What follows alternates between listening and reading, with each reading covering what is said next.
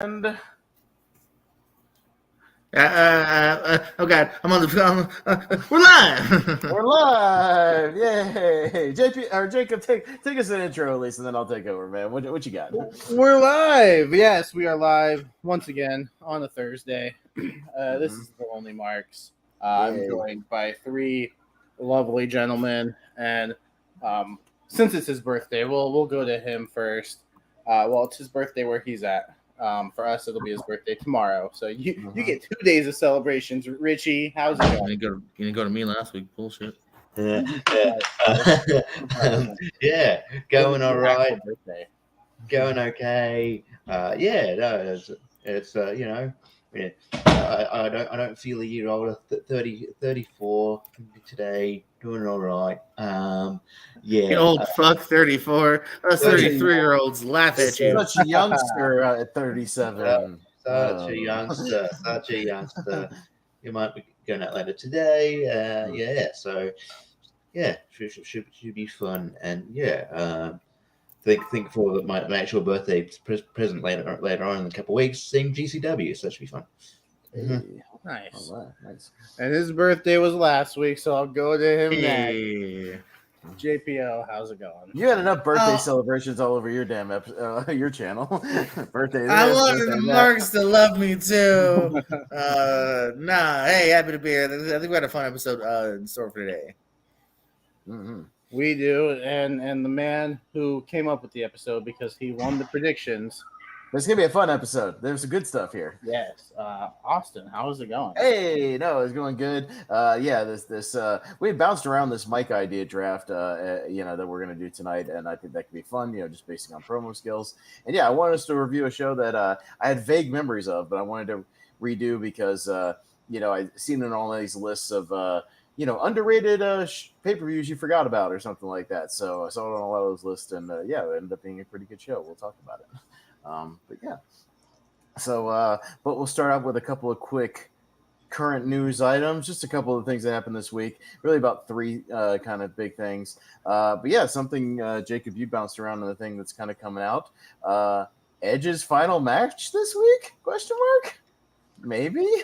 I guess his contracted to be a wrestler comes up pretty much this week. So, your guys' thoughts on this, or if he'll maybe just go on and maybe actually retire this time and sign a Legends contract or something, or what happens here, Jacob? I don't know. Yeah, I don't know what happens because I think he wants to hang it up before and not be one of those guys that returns and it's I can go one more, but it's should you really go one more? I don't think he wants to be that person. I think he also just spending time with his family. Kind of on the I think it was a WWE 24 or something like that. He's a pretty big family guy, so I think he wouldn't mind spending time with them. And I mean, what better way to end your career than in Toronto, where you're from, with a first time opponent in Sheamus? I think he might have gotten the can pick because it just seemed very out of nowhere. I'm going to challenge you, Sheamus. It's probably just somebody he's wanted to work with. Never happened one-on-one. They've met in multi-man matches and tag teams, but never one-on-one. So, I don't know if we see him back or if his contract is up. But we'll see what happens. I mean, he's had a good career, so just glad he was able to come back. Yeah, Richie, you think it's going to be? Or what? It does seem like it does seem pretty random that his career would end on a SmackDown. It'd be, I'd definitely be tuning in, and it's probably really, if it is, that's for credit to Sheamus that he was able in that Edge season up, that he Edge sees a lot in him that he wants to have his last match against. I think it's also probably the people that Edge would have close match with back in the day. They're all kind of either moved on or not not available. So I mean, Edge and Sheamus, I think it'd be fun. But maybe they do a thing where he fully tries on a pay per view, and he just works like one day without a contract kind of thing. I don't know, like So yeah, I don't know. I just feel like it's kind of like, but some people, some people just, you do think of this huge send off things when it comes to like times of a big name star, but sometimes that doesn't happen. And I know it's a different sort of sport, but in UFC, Khabib, he was one of the best fighters in UFC history, and he's still young, but he retired during the pandemic in front of nobody. So, these things happen. Sometimes when it's your time, you can't wait for these big, grandiose things to happen. Well, I was gonna say Kurt Angle, Baron Corbin is Kurt Angle's last match on record. Yeah, not exactly like one of his greatest opponents. Going out one last time. Sort of. Yeah, that should have been John Cena or somebody, but yeah. So I mean, if it is, it's a hell of a career, and I'm glad he was able to come back. Part of me was like, man, I wish he was able to tag with Christian again. At least at one point, because I was obviously teasing it at one Royal Rumble when Christian came back, and you're like, oh, Christian's come back to WWE to wrestle. He just went to AEW. So I mean, yeah, but it's been a hell of a career. I'm glad he's okay to come back. One of the all-time greats. He might show up on this draft we're doing. He's good on the microphone. Yeah, for sure. JPO, any thoughts on this Edge news that's coming out? JPO. What just in from Tony Khan? Adam Copeland is all elite. Adam Copeland. The cynical part in me. Yeah, what's another synonym? It would be. He's quickly looking up synonyms for Edge. Jagged. On yeah. Sexton Hardcastle. Sexton Hardcastle. Thank you. There you go. It's still available. No, I said in the chat, like, the cynical part of me doesn't believe anyone ever really retires.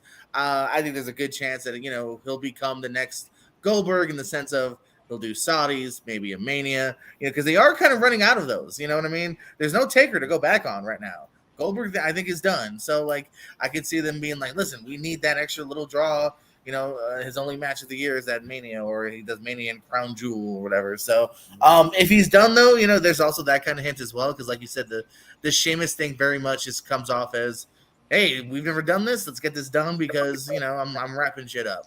But that also could, again, just because he's wrapping up his, like, kind of run where he'll do the occasional Raw and SmackDown for funsies. So, I love him regardless, man. It was a beautiful story that we even got this last run. So if this is the end, kind of like a Shawn Michaels or Daniel Bryan, hey, man, I'm happy that we at least got this run. So wait and see. Whatever is just good for him health-wise and happiness-wise, I'm down for. Yeah.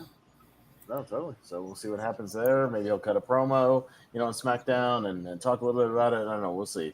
Bring back the cutting edge every once in a while. Yeah, the cutting edge. Yeah, he can. I'm sure he'll still be a part of stuff. Yeah, I absolutely don't think he'll just disband from wrestling, just like before when he popped up every once in a while. Oh yeah. So another bit of WWE news. Lacey Evans apparently gone with WWE. I don't know if it's a big surprise. When was the last time she was on television? Anybody?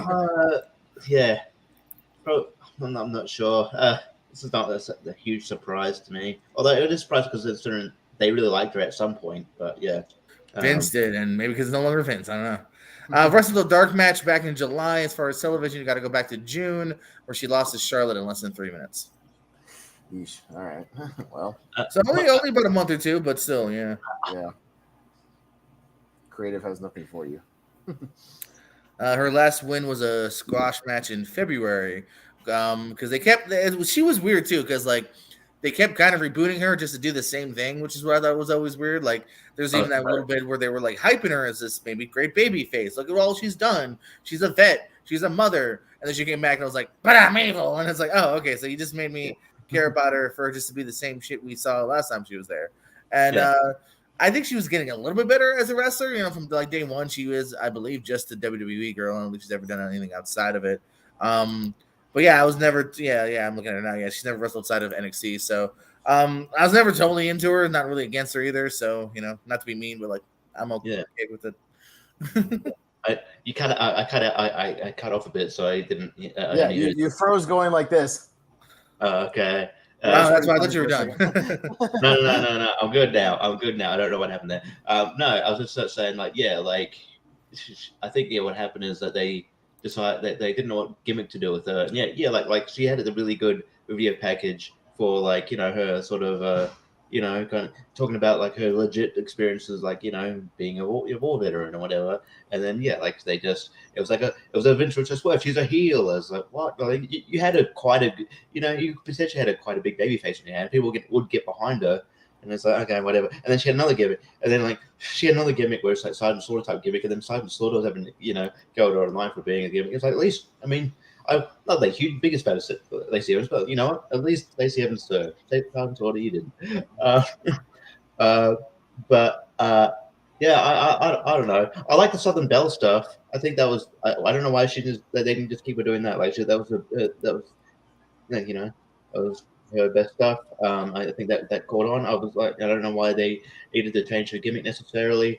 I think she was getting better as a wrestler, but I think it was like it was a thing where probably Vince saw an episode of NXT and was like, I want her. Like she was brought up she was brought up really quickly from NXT. She'd barely done anything from NXT, and then it was like, oh, no, I want her.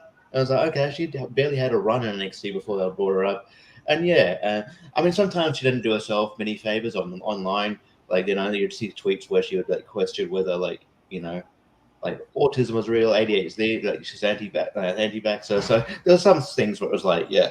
And apparently I think she was trying to be in character where she was trying to she had a bit of a back and forth with Cardi B, but Cardi B thought it was serious, and I think she maybe cost Cardi B an appearance at SummerSlam, which would have cost them money.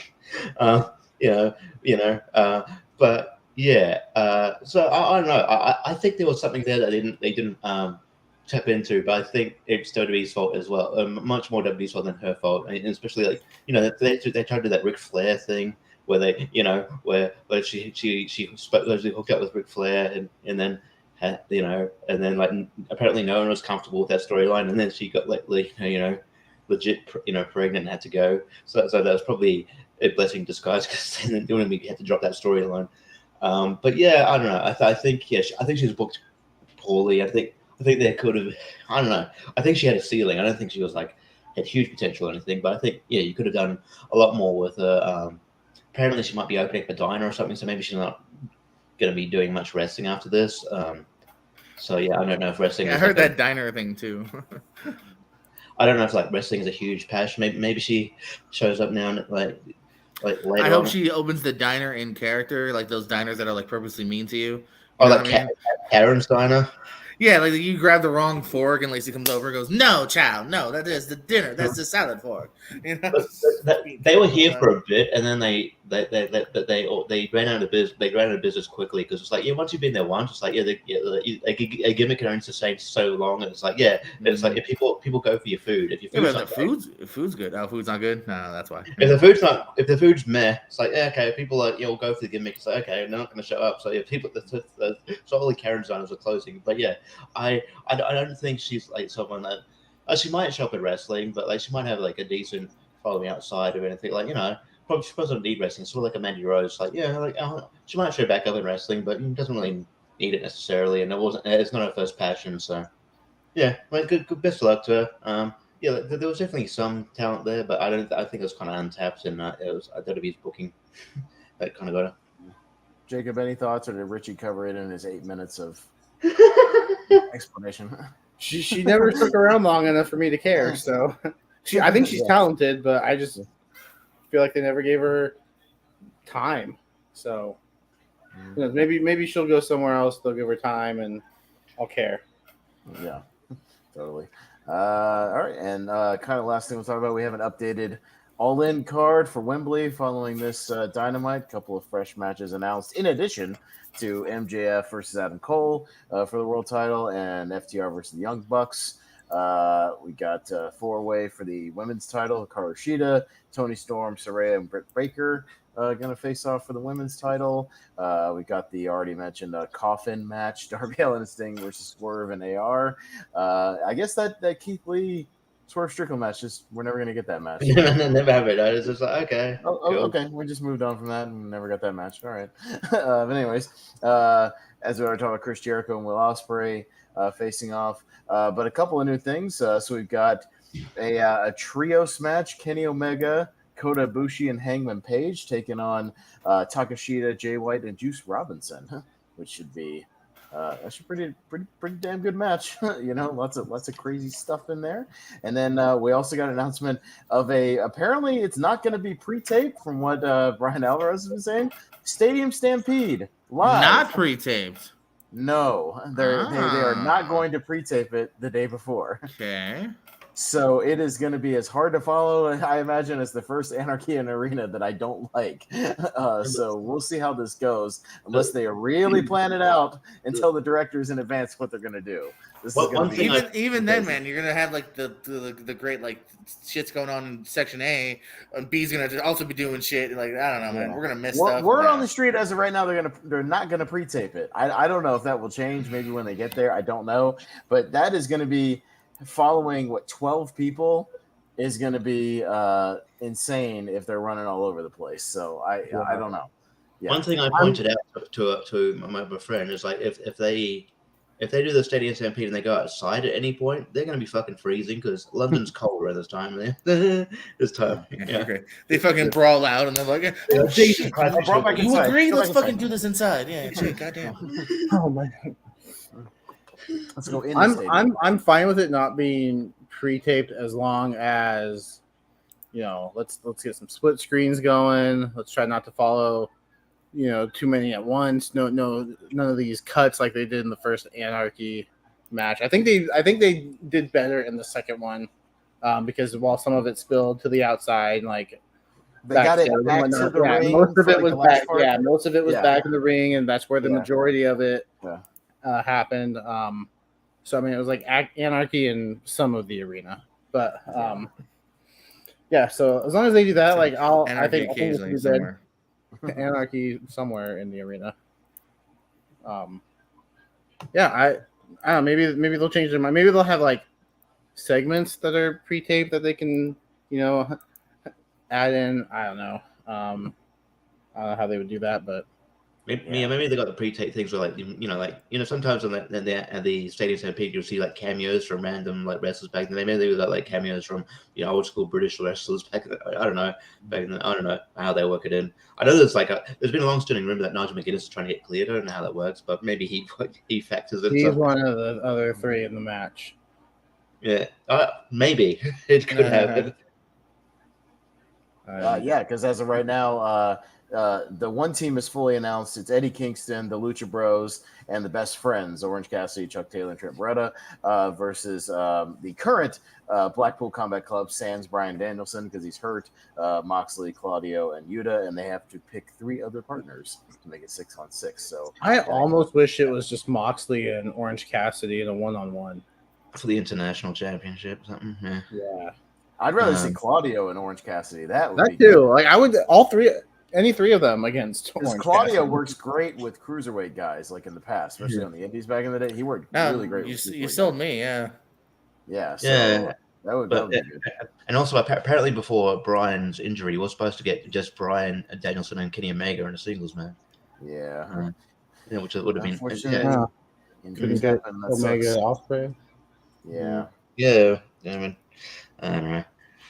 Yeah, it's I don't know how. And Wembley, as noted also by Brian, is a very, very large place. So I don't know where all they're going to go, where they're going to start, where they're going to finish. Yeah, that's a very, very big place. It's bigger than I can attest to the fact that it's bigger than the TD Bank Field in Jacksonville, which I've been to many times. For Jaguar games, but when I lived in Jacksonville, much, much larger. So this is going to be. Interesting to see what they do. Yeah, and I don't know if they'll pre-tape anything, or maybe it'll be half pre-taped, half live. I don't know. You never know with these things, so we'll find out. I think it's all or nothing to a degree, unless you do something really specific. Yeah. Yeah. So, all right. Well, anyways, does anybody have any other? Well, can I do one more thing? Yeah, hit me. I think it's a really cool news piece. Izzy, Bailey's #1 fan that you saw in NXT all the time, that's right. Had her first match. Yeah, so I just thought that was pretty cool. Like she's someone you've seen on TV a bunch. She's a big stream. Bailey was doing the streamers and stuff for the blue people. She's been practicing since she was 14. Had her first match for Thunder Rosa's company, Mission Pro, against Jasmine Allure, as she's only 16. So I think that's pretty cool. She's following her dream. Yeah, no, I believe she's still just 16. I believe that's what they said. That's pretty cool. And if she's any good, like she's a shoe. Like WWE would pick up that story. They'd want to do eventually. They'd want to do Bailey versus Izzy or something. I know Bailey tweeted her like, good luck and everything, and looking out for you and whatnot, and yeah, it's pretty cool. I thought that was pretty cool. Yeah, she was wearing like I'd met her at like one of the house shows, or I saw her at one of the house shows too. So like old Bailey inspired gear. It was very like purple and yellow, and yeah, it's very purple and green. Which she says it is truly like that's what she is. You know what I mean? So I wouldn't be surprised if we see her in NXT in like 4 years. Yeah. Yeah, I mean, what's it that Thea Hale girl with Andre Chase? She's really young, so Yeah. Billy starts in AEW. He's just turned 18. Yeah, Thea Hall's really fun. Really fun, by the way. Anyway, yeah. She's got lots of potential. Yeah, that's cool. But it's not only a news piece, but I just want to bring attention to a really funny burn, and it's unfortunate because it's me. But like on Collision, Malachi Black versus Brock Anderson. Brock Anderson's not very good. And Nigel McGuinness said on commentary, they say the apple doesn't fall far from the tree. It must have been pretty breezy that day. Oh damn! I laughed really hard. I was like, I felt sorry for him, but I thought that was a good burn. But you guys, because Brock Anderson's not very good, and he's had like we heard you, damn Richie.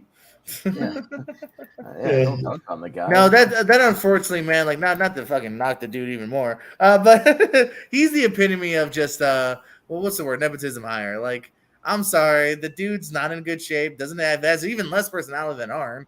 And like why is he there? Maybe it's not going to work out. Not all of them work out, these generation wrestlers. It's yeah. I don't even think last seen on Dark in March. Yeah. And then let's see, can we do any Dynamites? Jesus, yeah. No, I think even April 22. I was gonna say April it was like 2022. Yeah, like a 6-man or something. It was something random. Yeah. So he hasn't been given time. Yeah.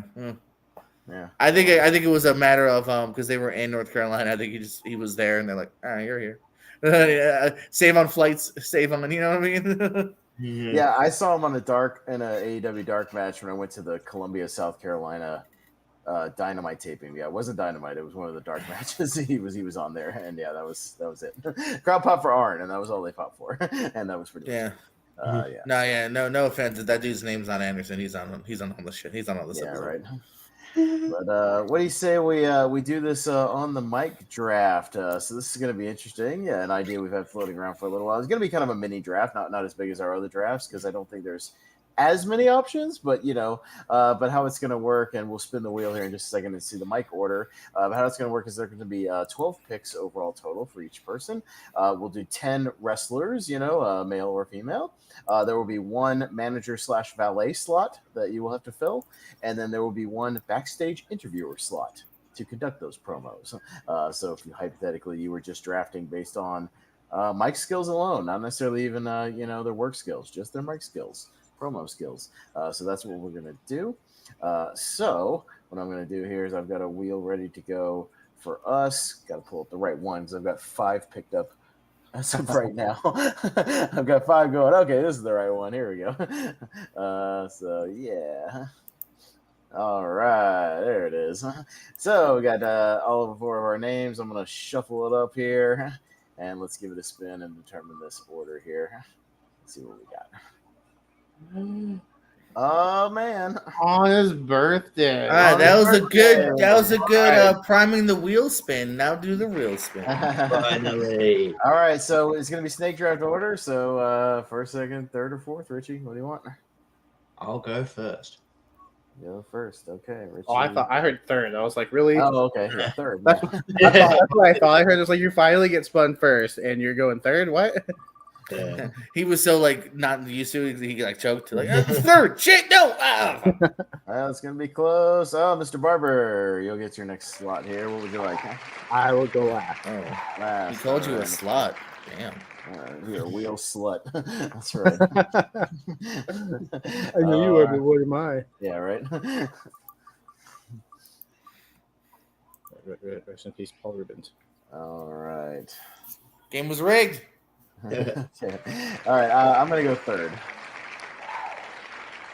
All right. You can go second, JPO. I'll take second. Well, you don't have a All choice. right. Let's change these boxes. Yeah, I know. I'm gonna change these boxes. All right. Give him time. Give me a second. I'm doing a couple of things. I at didn't once. say Relax. now, bitch. I just said when you got a Wow, second. name calling? I Oh, said man, I didn't Jesus. say now, bitch. Terrible. Bitch. Name calling? Jesus. I was All right. By the way, while we're doing this, so I finished the show we're going to talk about later, and it just immediately plays the next one. Talk about an opener for 2006: Randy Orton and Kurt Angle opening the show. Yeah, that's pretty good. All right. So, how this is going to work is Richie will go first. This is a snake draft for on the mic. So, Richie will go first. We'll go around. Jacob will get a double pick once it comes back to him, and snake back around. So he'll get a twofer. But once again, 10 wrestler slots, 1 manager, 1 backstage interviewer. All the slots you need to fill. So 12 total. But yeah, so Richie, are you ready? You have that elusive number 1. I think there's going to be some obvious ones here for the first couple of rounds, and then we'll kind of see where it goes from there. But and let's just say I have some fun things to accompany a couple of these picks. I'll just put it that way. If they come up. So hit me with your number 1, Richie. I'm gonna go with a pretty obvious one. If you smell what I'm cooking, I'm going with The Rock. The Rock. What? What? Are you serious? After 3 boring minutes, The Rock says, know your role and shut your mouth! Yeah, pretty good obvious pick there. With The Rock. So, I have a few of those for some of the obvious picks. So, yeah, we'll get to them when we get to them. But, yeah, The Rock, it's a pretty obvious early one. So, yeah, that's a good pick there. All right, JPO, who's going to be your number 1?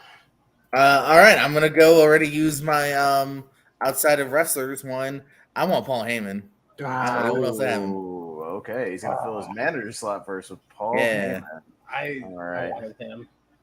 Yeah, I tried to find just a single isolated thing of him saying Barack Lesnar. I could really find that short one, and I'm not an editor, so What was the 11th pick? Oh, backstage interviewer. Okay. Yeah, backstage interviewer is the extra one. So, manager and backstage interviewer are kind of the extra 11 and 12 slots. But yeah, so you went. Right, you could do another. I could do another manager. Is what you're saying?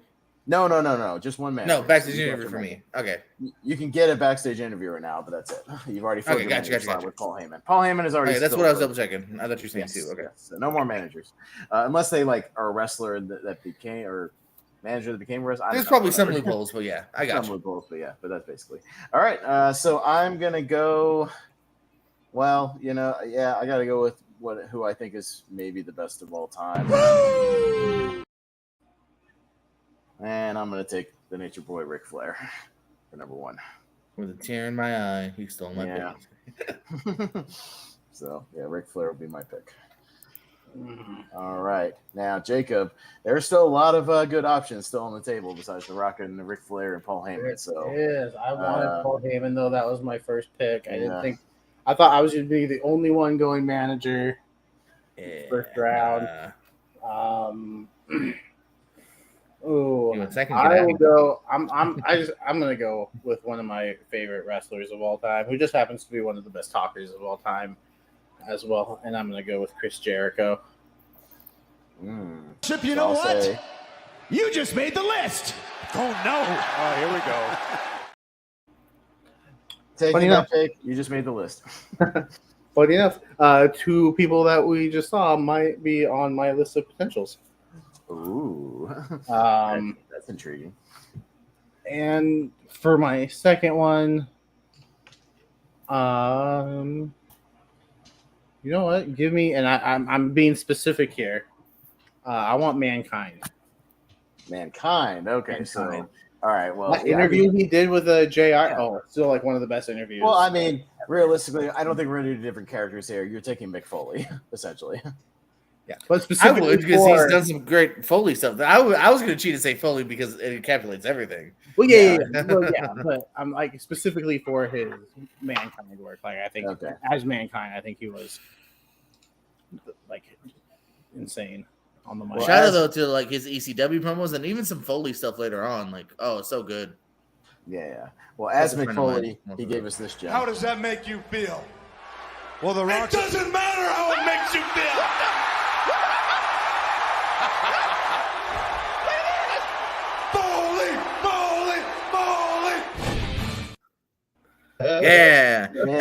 our top 10. Yeah, there you go. So yeah, Mick Foley, that's always a good pick. Yeah, that couple. I would just take Mick Foley because you get Cactus Jack promos, you get great Mankind promos. You know, you get some funky dude love in You're there. hurting yourself without saying Mick Foley. Yeah, just say Mick Foley. I'm not hurting myself. You are. No. All right, so all right, back around to me just to go into the next round. I am going to take. Because that's the bottom line. Because Stone Cold said so. You already took Ric Flair. Oh, there was. What? Stone Cold, Steve Austin. What? Yeah, What? I'm going to take Stone Cold. He's great. Not only one of my favorite wrestlers, but I still think one of the great, promo guys of all time as well. So, Although he hates that he invented the What Chant because the What Chant. yeah, because it got out of control away from him for sure. Mm-hmm. I can understand that, but yeah, I'll take Stone Cold. So, all right, JPO. I got a quick pipe bomb I want to make real quick, guys. I'm choosing CM Punk. CM Punk. All right. I don't have a Punk clip. I tried to find a short one. Why do you hate all my people? I know. I'm sorry. I didn't get any clips yet. Pick people I have clips of. But that's a good pick. Good modern pick for sure. Still doing it and still pissing off people on, his fellow wrestlers. Hangman Page. Hey, man, and even shout out to his Ring of Honor days, man. All the original straight edge stuff to him signing the contract, turning heel at the end. It's good shit. All right. Sounds good. All right. JPO takes CM Punk. Richie, back to you for your next pick. One of two. 1 of 2. Cool. I'm gonna do my manager. You might have a clip of this. I know you're a fan. I don't have a lot of managers, but I have a feeling I know where you're going. I'm gonna pick James E. Cornette. Jim Cornette. Damn it. God damn it. I was gonna pick Cornette. Oh well. Thank you, fuck you, bye. Thank you, fuck you, bye. I have the thank you, fuck you, bye that when MJF said it, not on here, but I found it because he used it at a press conference one time, which is fun. Oh yeah, that was the end of my wrestling. That's how my wrestling trivia intro ended usually. MJF saying it. Now it's Cornette saying it. That's how it ends now. Yeah, that's Well, right. speaking of which, my next pick, MJF. Oh, okay. Well, I'll have this for Adam Cole, you are so skinny and ghostly pale white that if this were the 80s, Hogan would have snorted you. Okay, Max. Yeah, chill. Well, it's probably true. All right, well, that's 2 good picks there. Yeah, Jim Cornette. Yeah, it would have been high on my list, but oh well. What are you gonna do? I'll pick somebody else. I got a few other ones. All right, so so you took MJF and Jim Cornette. Back to you, JPO. I'm gonna do an impression of my next pick. Get it? You can't see me. It's John Cena. Oh, okay. I don't think I have a Cena. I don't know Why why. do you hate my picks? Couldn't have a short Cena. You couldn't find anything short for Cena. He does long promos. We'll talk about Cena, but Cena was in an interesting spot at Vengeance 2005 with his character. We'll talk about it. But he was he's like doing a 50-50 thing, so we'll talk about it when we get there. But his character was in an interesting place. So, all right. Well, guys, I'm afraid if I don't say my next pick, I'm gonna hear this. You're fired! What? I'm taking Mr. McMahon, Vince McMahon, to go along with Stone Cold Steve Austin. Is he your manager pick, or how does that work? He's a wrestler. Oh, fuck you! Anyone else fighting that? I'm fine. He was WWF champion. No, so was Vince Russo. We drafted him. He's a champion. Yeah, he's been a world champion. He's a wrestler. No one else is joining me in my crusade. No. He did way more wrestling than actual fucking managing. cowards. You're cowards. Fine, then Paul Heyman's my pick as a wrestler. He was in a couple of paper. When was his last match? Probably not too long before Vince's last match. Vince's match had tons of. Funny enough, they're both of their last matches. Oh no, because Vince was Pat McAfee. But I think before that, both of theirs might have been CM Punk. Paul Heyman has over 65 credited matches. So credited. He does. All right. Yeah, but no one's thinking of Vince McMahon as a manager. People are definitely thinking of Paul Heyman as a manager. Yeah. But no one's thinking of Vince McMahon as a wrestler, though. But that's fine. No one else is with me. I'm alone. Jacob? That was also my next pick, though. Vince McMahon. Yeah. What? You might give it up. No, I I'm not can't. gonna give it No, up. I'm not I subscribe gonna that I don't see any other managers winning the world title. Like he was a world champion. He's a So wrestler. so I'm allowed to pick Vince Russo as a wrestler if we were using the world title logic then. If you want to, yeah. Yeah, that's bad logic. Why? Because I agreed with you. Yeah, because I just don't think that doesn't make you a wrestler. Unfortunately, in You wrestling. said world champion, so I said yes. I agree with you. He was world champion. He's a wrestler. Yeah. He's not. Come on. You want to pick David Arquette? You can pick David Arquette. Anyways, Jacob, what's your next two Good picks? promo. Yeah,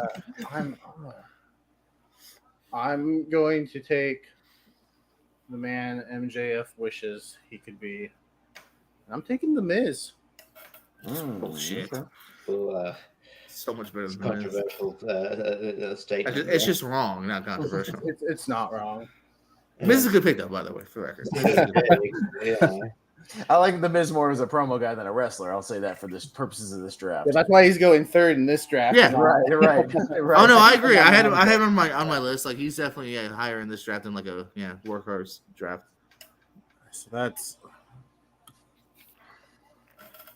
I'm sorry, I got confused because Hacksaw Jim Duggan is coming out in Eugene's corner or something against. You heard him. He picked Sasso Jim Duggan. He said it. No, I'm Okay. taking. I'm gonna go more old school this time. I think I'm gonna go with Jake Roberts. Okay. All right, Jake Roberts. Drafting all the people I worked with, huh? Mm-hmm. I debated on going with him as my manager pick, but I think I have somebody else in mind for manager. His best days too. Like it's definitely as a wrestler. Like his manager 6 been fine, but Well, and now Really Doink shine. McCollum is coming out. What is going on at Vengeance 2006? Yeah, I was gonna say, are you Uh, watching Taboo Tuesday or Vengeance? That sounds like a Taboo Tuesday thing. Yeah. All right. Any predictions on who the third one that comes out will be? Sid. Vader. Is the third. Oh, there's one more. Jim Duggan said so. Hmm. Yeah, I can't remember. Anyway. Anyways, uh, Kamala. yeah, that makes sense. There's a trivia question for you, JPO. Sure, that Yeah. tracks. Write it down. We could do a wacky Alright. gimmick draft. That would count on that. What constitutes wacky? Technically, the Undertaker's a very wacky gimmick that just got over. Yeah, he's a round winner. Yeah, that shouldn't have got Yeah. Anyways, for my next one, I believe I'll go and get my manager pick before they all right. I'll take Bobby the Brain Heenan for manager. Yeah. All right. Since Richie took Jim Cornette, I'll take Bobby Heenan. All right, JPO. Son of a plumber, Dusty Rhodes, baby. Dusty Rhodes, yeah. Johan. Good. Yeah. Good pick. Oh yeah. Anyway, damn it, that's just all right. Yeah. I'll probably wait. I'll do my interviewer. I'll do my interviewer. Mean, my guy, Gene. Mean Gene for your backstage. That's a good pick. Hmm. He is the backstage interviewer of backstage interviews. That's for sure. All right. All right. And get another one, right? Yeah. Yeah. And you've already filled your manager and backstage slot, so everything else will just be wrestlers. All right. I'm going to pick an underrated guy that I don't think gets enough credit for his promos. I'm going to pick Samoa Joe. Okay. Oh, good pick. I was thinking about him too. He got a good promo at the Collision I was at. The one where he called out CM Punk. It was a good promo. Yeah. I liked his mic work during his feud with Styles over the WWE title. Yeah. Oh yeah. It was like Uncle AJ or some shit. Yeah. Wendy. Mhm. Which is why I'm still perplexed that they didn't let him be the voice in Twisted Metal, which I still haven't watched. I need to watch it still. That's just a Hollywood thing at the end of the day. We'll learn that will draw more than necessarily him. All right. Richie took Samoa Joe, Mean Gene. Back to you, JPO. Well, let me tell you something, brother. Hulk Hogan. I ain't really stuff. Train, say your prayers, eat your vitamins, be true to yourself, true to your country, be a real American. Whew. Yeah, man. Between that and NWO, iconic little talker there. Oh yeah, it's a good pick. Say what you will about whether you like him or not, he could talk people into the building. That's for damn sure. So butts in yeah. seats. No, Hulk Hogan. All right, good pick. I'm gonna go with a guy who I've always liked on the mic, especially in his early days, in like when he was first coming out and just running down everybody. It's true. It's damn true. I'm gonna take. I was worried you were going there, mate. Damn it. And I don't know if you remember this famous promo of Kurt Angle. You know, truth be told, I'm not a very big fan of the black people. I don't remember that. What the fuck? And that's not too far removed from what we watched. Like he gets a manager of Davari like not long after what we watched. Yeah. Yeah, I don't know what that was in reference to, but yeah, I found that online. I thought that was funny. So surprised he hasn't been canceled for that yet. But there you go. That gets out. I'm sorry. But then he starts like a couple of years later. He stalks Charmel. So yeah. I don't know what's going on with that, but Jacob, what's your next pick? Yeah, I'll take. I think he did the bulk of the talking for their tag team. I'll take Bubba Ray Dudley. Ooh, okay, Mr. Dudley. All right, that's a good. And still a good one, still to this day, man. That I love me some Bully Ray's original turn. Ray, yeah. And still to this day, man, like he'll make you kind of care about a feud and Impact and stuff. So that's a good pick, even to this day. So I'm just gonna write down Bully Ray for you. All right, and what else you got? I'll go. Yeah. He could be serious. He could be funny. He could be hilarious. I'm gonna go with Triple H. Triple H. Okay. The game in the middle of the ring. Which one the best of both worlds with him. Yeah. That's a good pick. Bully Ray and Triple H. Going real quick. All right. Mark those off my list here. All right. And I'll take one of the hotter guys right now, even though this technically isn't him in this clip, but he's still saying the same things. Dummy, yeah. Yeah. Dummy, yeah. Yeah. Dummy, yeah. Yeah. I'll take LA Knight. Yeah. Yeah. I'd like to see that in context. Like, what the hell is he? What the hell is he talking about? I have no idea, but I think that was really, it made me laugh. I thought that was really funny. But that was his Eli Drake days. But yes, but still doing the thing. So I'll take LA Knight. Yeah. Yeah. All right, JPO. What do you got? Just when you think you have the answers, I change the questions.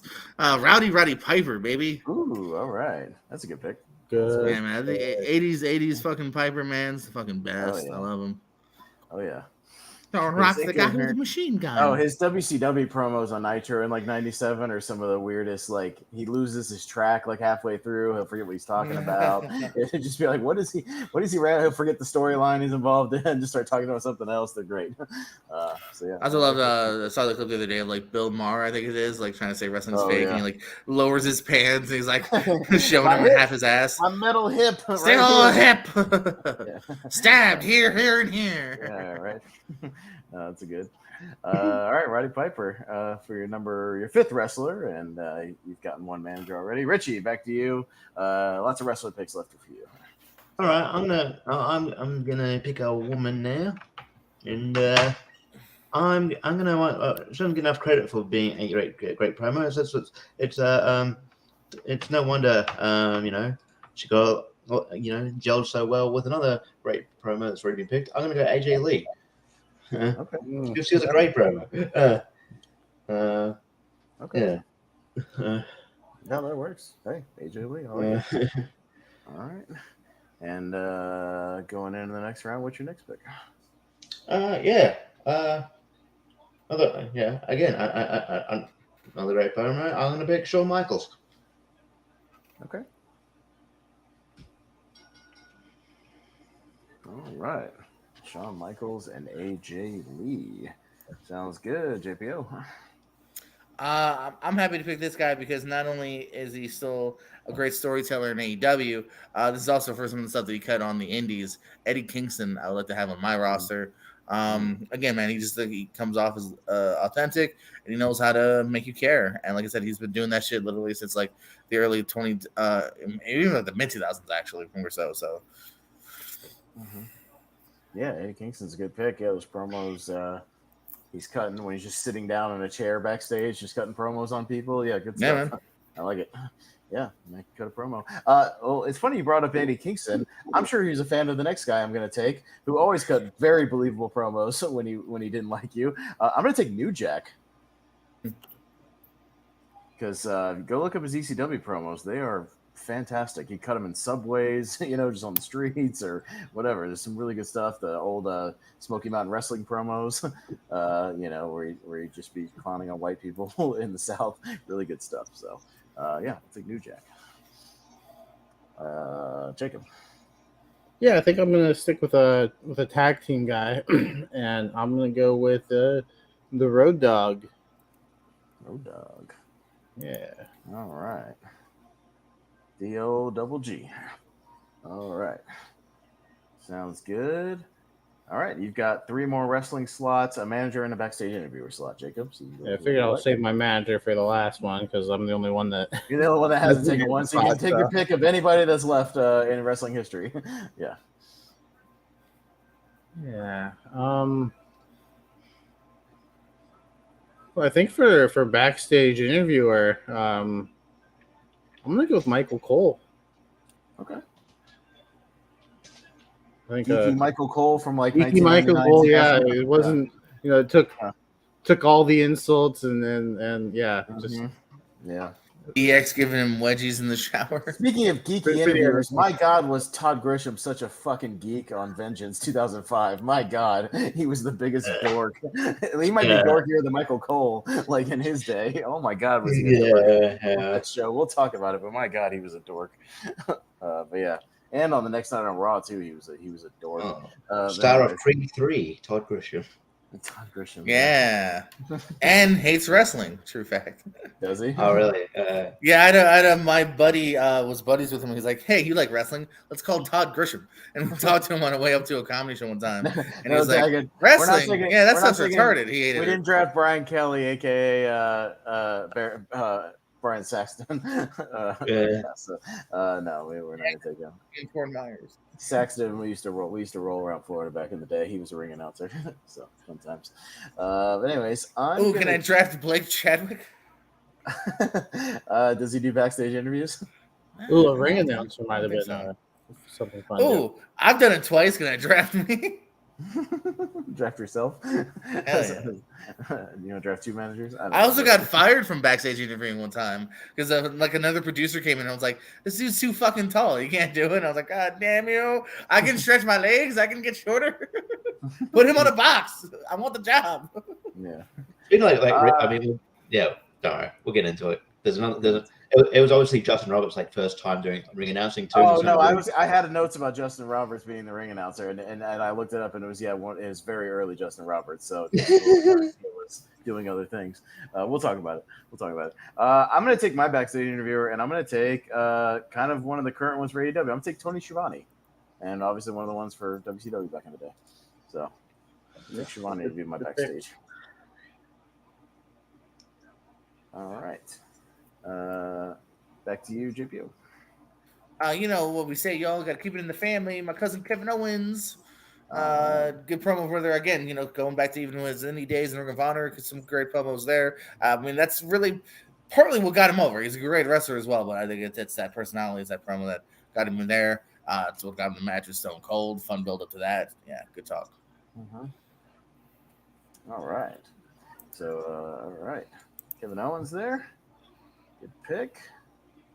All right, and back to Richie. All right, I'm surprised this guy's still on the table, but I'm going to take him. I'm going to pick Macho Man Randy Savage.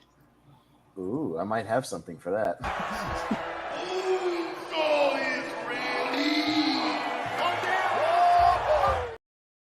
Funny enough, that was the best promo he cut in his career.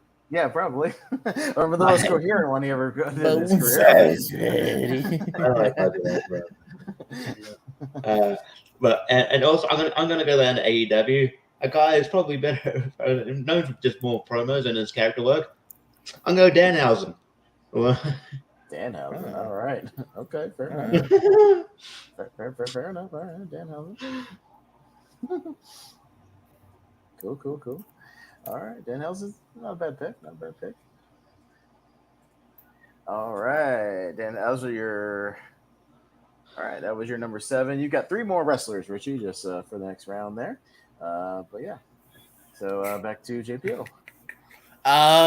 Great heat magnet. I'm gonna choose wrestling god John Bradshaw Layfield, JBL. Oh yeah, I considered him. He was a good promo when he was JBL. Not as much as Bradshaw, but as JBL, he was pretty. Well, Bradshaw's one dimensional. He's not bad as Bradshaw, but it was JBL where we really got to speak. And again, I'd say even more so than Kevin. Like it's really the promos that got him over. Like he's a decent wrestler, but nothing next level. But it was the promos that got him to that main event.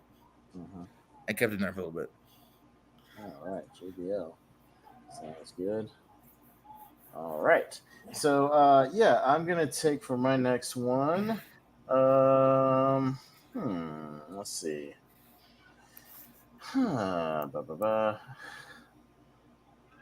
This might I'm gonna take a guy who I missed terribly in the wrestling business, whose career got kind of go short, Mr. Kennedy. I like Kennedy a lot. Or Anderson, depending on where he is at the moment.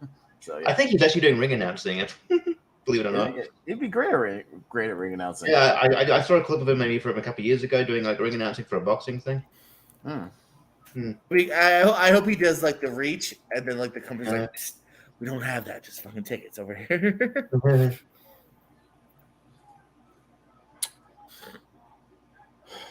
Why are these two in 2006 having a 2 out of 3 falls match? What is that? It's a Mick Foley and Ric Flair. Yeah, 2 out of 3 falls. I don't know if I want to see In that. 2006, if it was 1996, but yeah, do it. All right. Guess I'll just stay on the train of tag team guys. But he wasn't always a tag team guy, and I don't think he was taken yet. You can correct me if I'm wrong. I haven't been writing these down. Has Edge been taken yet? No, not yet. You can take Edge. I'll take Edge. Understand. Yeah, Edge is a good pick. All right. Yeah, no, if only, yeah, specifically, because I have Bubba, now I have Edge. Now I just need somebody from the Hardys.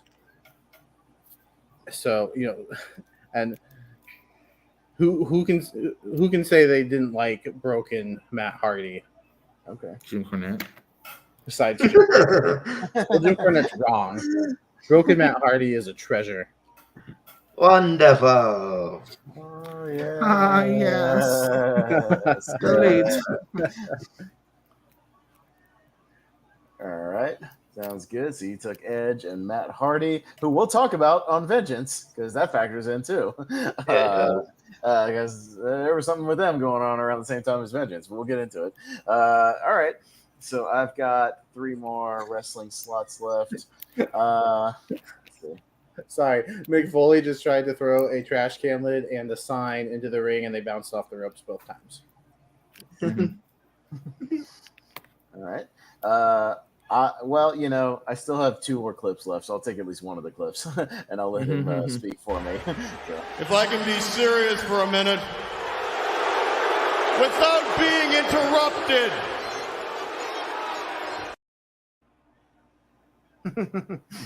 So I'm actually gonna take Lance Storm. I love Lance Storm, and I loved all his promos. And what I would love was when he would do something and he'd be like, I'm gonna beat this person for all of which the reasons I'll list right now. And then of course they would hit the music every time he would start going into something, or he'd be like, I have a great sense of humor. I love a good joke, but I do not love so and so sense of humor.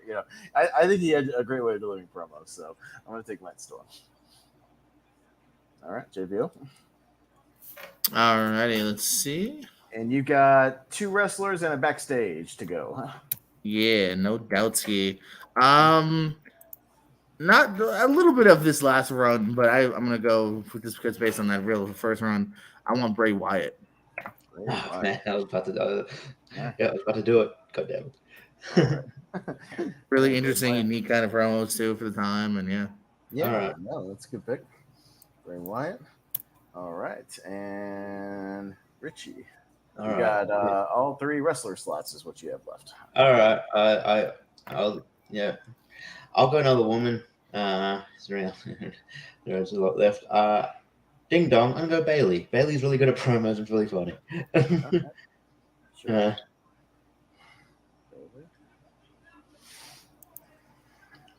All right. And 2 more. And my next third as more for his ECW stuff than anything else, but he's really good promo. What you can understand. I'm gonna go Raven. Raven, yeah. I thought about that soon too. When they let him talk, he was really good. WWF never really let him talk. Unless it was something stupid. WCW sort of let him talk. But yeah, ECW, they definitely let him talk. So yeah, ECW was good. Yeah. All right. Those are good picks. You got 1 more left when we slim back around to you. JPO, you have a wrestler and a backstage interviewer. Let me go with my last wrestler, and I could pick a lot of men, but I'm going to pick the man, Becky Lynch. Okay. All right. Sounds good. I am going to go with... I'm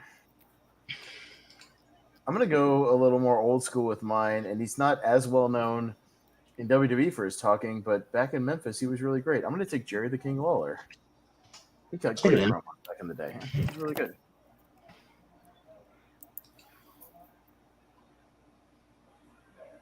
All right. Jacob, you have a wrestler and a manager for your final 2 picks. So what would you like? Yeah. I'm torn because there's a couple people I want as far as wrestlers, but I think just to have somebody current as well. I mean, I have a few current, but I think Xavier Woods, I think, is one of the better talkers currently in the business, and so I will go Xavier Woods. I feel like I can almost go with him as a manager because he doesn't wrestle as often, but I won't. He's a wrestler. Of the 3 guys in the New Day, it's like, yeah. Man, there's so many ways I could go with a manager, but I think just because he has such a unique voice and you're gonna recognize him immediately, I'm gonna go with Paul Bearer. All right, there you go. Oh yes, His sons at his Hall of Fame induction sounded just like him. It was crazy. Well, there you go. Paul Bearer, and you have completed your list. We'll do a recap at the very end. My final one, I'm gonna do kind of a fun pick, somebody I'm just a huge fan of, who just was really good at getting heat. I'm gonna take, almost to go along with Jerry Lawler, I'll take Andy Kaufman. I almost took him, and I was like, that might be Pez's last pick. Yeah, but he's great. And he had a real knack for it, and he was really good. I'm from Hollywood. I'm smarter than you. I'm better than you. Kind of promos. He's really good. So yeah, I'm gonna take Kaufman. Recent Hall of Fame inductee, Andy Kaufman. So deservedly so. But JPO, the only thing you have left is a backstage interviewer, sir. What would you like? All right. What was Jacob's 11 to 12? He did Paul Bearer and Xavier Woods, and I did Andy Kaufman. Nice. All right, mine's a bit out of the box, but I want him, and I think he's fantastic. I'm going with RJ City. He's very funny. Who is that? RJ City. He's he hosts a thing on the AEW recently. Watch every Sunday. Watch Hey EW. We'll watch one after this. I'm telling you, Pez, you'll love him. What's the one with Sky? You probably saw the Jim Cornette reviewed one on when he reviewed Sky when he interviewed Sky Blue and made it look so stupid. All right. I don't know who that is. He's very funny. Great. I love him. All right. All right, RJ City, whoever that is. Apparently, you guys know. I don't know. Sounds good. Because it's a All right. recent wrestling thing, Pat. It's recent. It's a good yes, recent. Okay. Sounds good. Richie, one last wrestler. Who you got? Torn between two. But Let's talk. Who you got? Who you torn between? Let's help you. Would you like me to play the only clip I've got left, and maybe you'll take him? Okay. All right. You want to take him? War Games! Of War Games! War Games! War Games! I was thinking him. Yeah, You were thinking about him? No, you don't want to take him? Okay, I'll delete that then. I was thinking of him, but I'm gonna go Christian, especially for his latest work.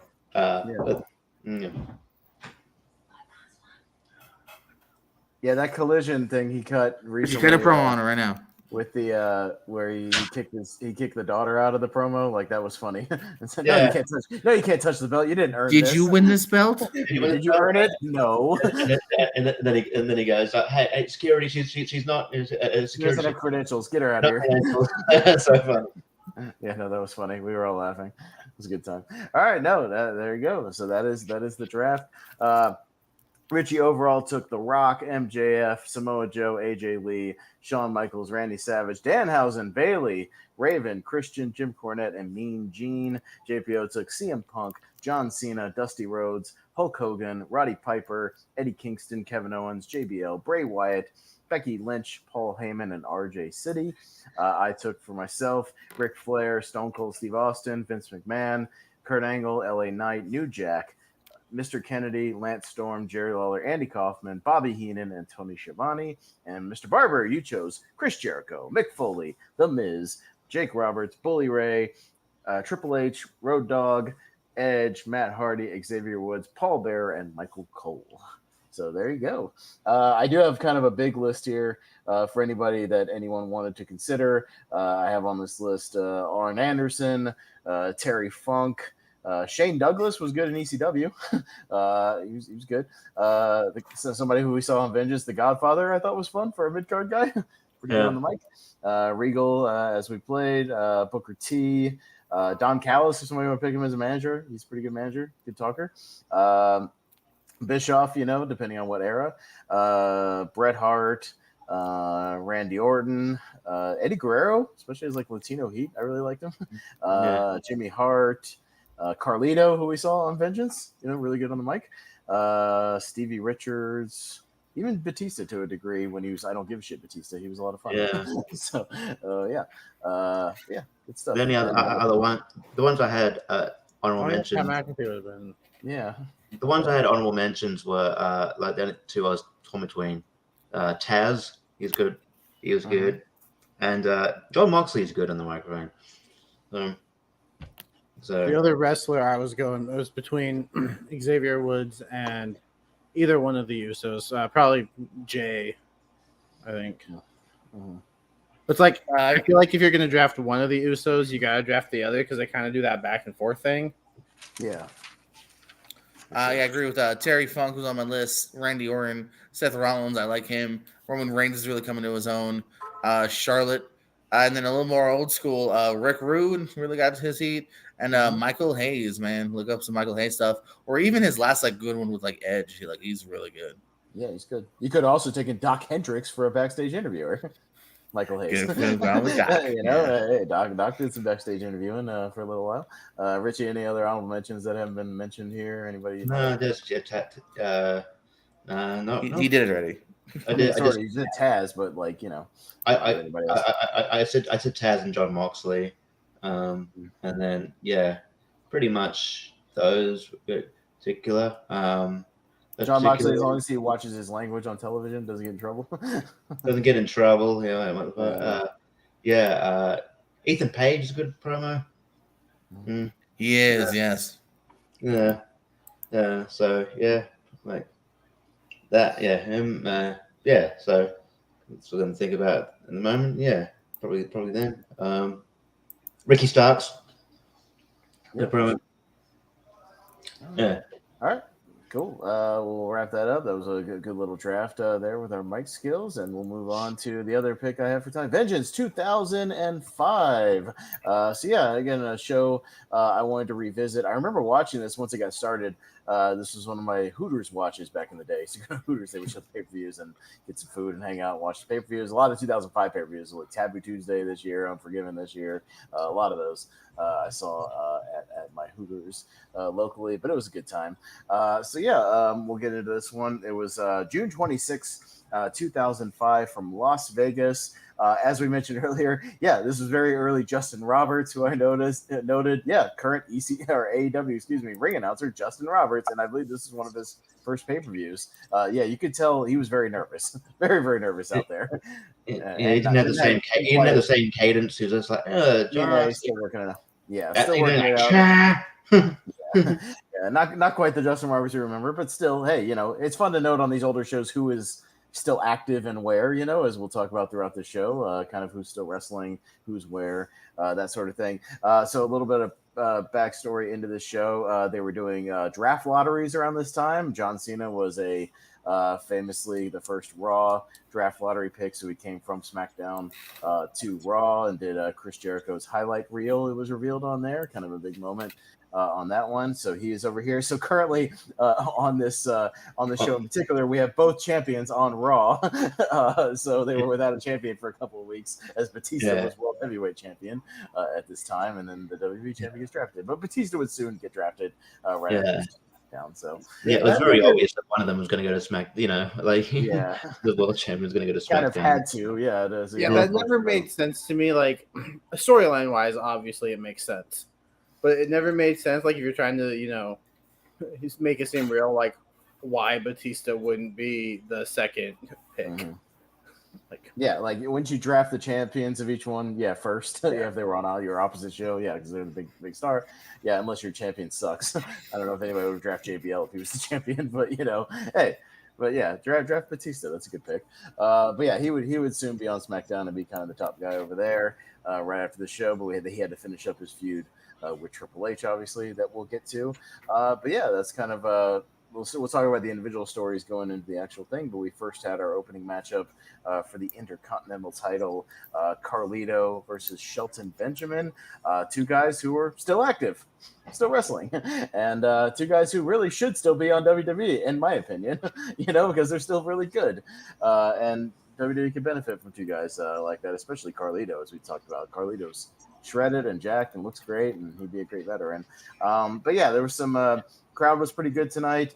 Some good heat. There was a storyline going into this where I guess Shelton Benjamin, botched like an over the top rope, lead. Yeah, they show it.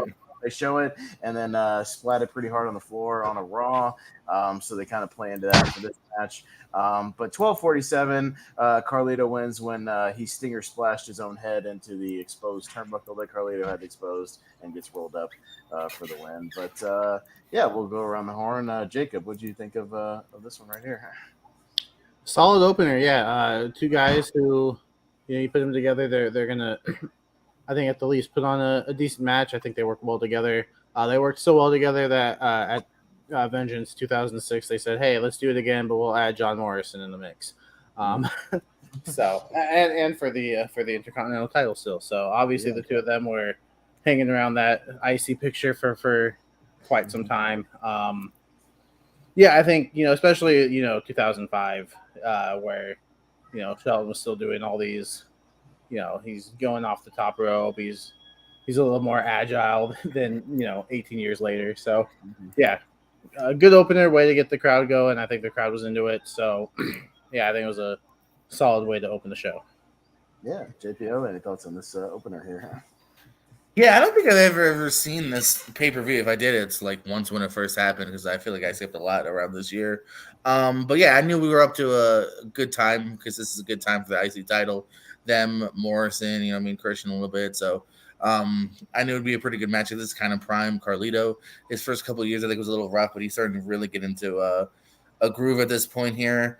And it was good stuff here, man. Shout out to Shelton Benjamin. He was just on Chris Van Vliet's thing, and they were basically saying like Shawn Michaels and everyone saying like as soon as he's done wrestling, like he's a definite Hall of Famer. So good stuff. and one of the guys that should have been world champion at one point, probably. You know, like I think there was a point where he could have been, but that trigger. I mean, he never even really like sniffed it too. Like kind of like Kofi at first, like they just plateaued him. You know, He's I think always the closest he ever came was probably when he pinned Triple H, right? Like, and they were really yeah. pushing But I him. mean, like, there's And no then, like yeah. not even like a pay-per-view match. You know what I mean? Like, there's Yeah, nothing. yeah, Not he even never like in those- a sniff of it. You know? yeah, he was never in those chamber matches. If he was in a No. tournament, it's just because he was a good first round opponent for somebody to make him look Right. good. You know what I mean? And like Yeah. Money in the Banks, I don't feel like anyone Yeah. really thought he'd win those first couple. You know what I mean? But he's He a was good in it for the hand. spots. Yeah, and they know because you knew he'd be good. You knew he'd shine. You know, kind of thing. He was. I feel like he was in the Money in the Bank the same way Kofi was in the Royal Rumble. Like he's gonna give you a spot. Yeah. Yeah, you know what I mean. Yeah, and then there's always people like that. You know what I mean. Later on, Matt Sydal was one of those where it's like, you know, he's gonna do some cool shit, but he ain't gonna win. Yeah. Richie, any thoughts on this? Yeah, these two usually work well together. Yeah, there's no exception here. Yeah, that clip on Raw they showed was nasty. I'm surprised he was able to get cleared to wrestle. I'm glad he was all right. But yeah, solid opener. And yeah, like when I think of the Intercontinental title around this time, I think of Shelton Benjamin, I think of Carlito. And so yeah, really solid match. I think maybe what was his Shelton's down point is his mic skills, but you cover that up with a manager. But yeah, so yeah, and I think he could have been a world champion at some point. Especially when he was that when he did his heel run with the gold standard. I really liked that kind of run for him. But yeah, I think he could have done he could have been world champion then. But yeah. Really solid, and the crowd were really into him as well. This crowd was really good all night, to be honest. Good match, and really solid. Yeah. No, not too much else to say here. Yeah, these two guys always had good chemistry, had a bunch of matches with each other. Yeah, nothing overly spectacular in this match, but, it was what it needed to be, 10, 12 minutes, get the crowd going, and it was good stuff. So, moving on to we had a match that wasn't as good, but I still thought it was match of the night. Oh, wait, okay for what it was. It was short. It was only 5 minutes, but yeah, we had Victoria defeating Christy Hemme, and Victoria just had to defeat Christy Hemme with the rope. She just couldn't possibly defeat Christy Hemme any way else. Christy just had too much fire. She was too dangerous for Victoria to defeat her, without the use of the ropes in the corner. Yeah, two kind of shady finishes in a row. Kind of a weird way to start the show, but we'll talk about it. There was a lot of shenanigans and a good amount of these matches. One of the things I didn't love about this, but it wasn't bad for what it was. Christy was just kind of flailing around, had some fire, but they kind of played into that with Victoria being the actual wrestling veteran here, against her. She had a couple of decent moves here and there, but yeah, not a whole lot to talk about. 5 minutes, 11 seconds. Victoria wins. I don't know. Richie, any thoughts on this one at all? Yeah, I feel like this is a match that could have been on Heat or something. But anyway, I don't know. Well, there was one match on Heat, and maybe they could have swapped it out with this. It was Hurricane and Rosie defeated the Heartthrobs. Anybody remember the Heartthrobs? Yeah, they were staples. Antonio the Promise Thomas and Romeo Roselli. Yeah. That was the Heat match. Maybe they could have swapped that out. I don't know. Yeah, I don't know. But yeah, this was what it was. Christy, I know Christy Hemme is still one of the hottest women they've ever brought into the company. Still looking good, but I had a huge crush on Victoria, to be honest. And Victoria still looking good for ratio. But yeah, it is what it was. I don't know. It was not much you can say about the match. Yeah, Victoria didn't need. Yeah, it's what it is. What it is. This match was basically set up because Victoria was defeated in a bikini contest by Christy, and that was your setup. Yeah. Cool. Great. great setup for a match. Any thoughts, JPO, on this one? You know what? On paper, I actually thought it was going to be worse than what it was. Some fun fact checks I just did. This is Christy Hemme's second ever singles match on pay-per-view. She actually was in the women's title picture for Mania this year. That match was even shorter. So they gave her an extra minute this time out. And this would also be her last singles pay-per-view match for the WWE, making one more six-man appearance alongside the new Road Warriors, Heidenreich, and Animal. That'd be your last appearance on pay-per-view. Like this was fine. This Road Warriors Heidenreich with the stupid makeup the on. new Warriors, not Draws and Animal, Heidenreich and Animal. Uh-huh. This kind of just reminds me of like it's not that bad.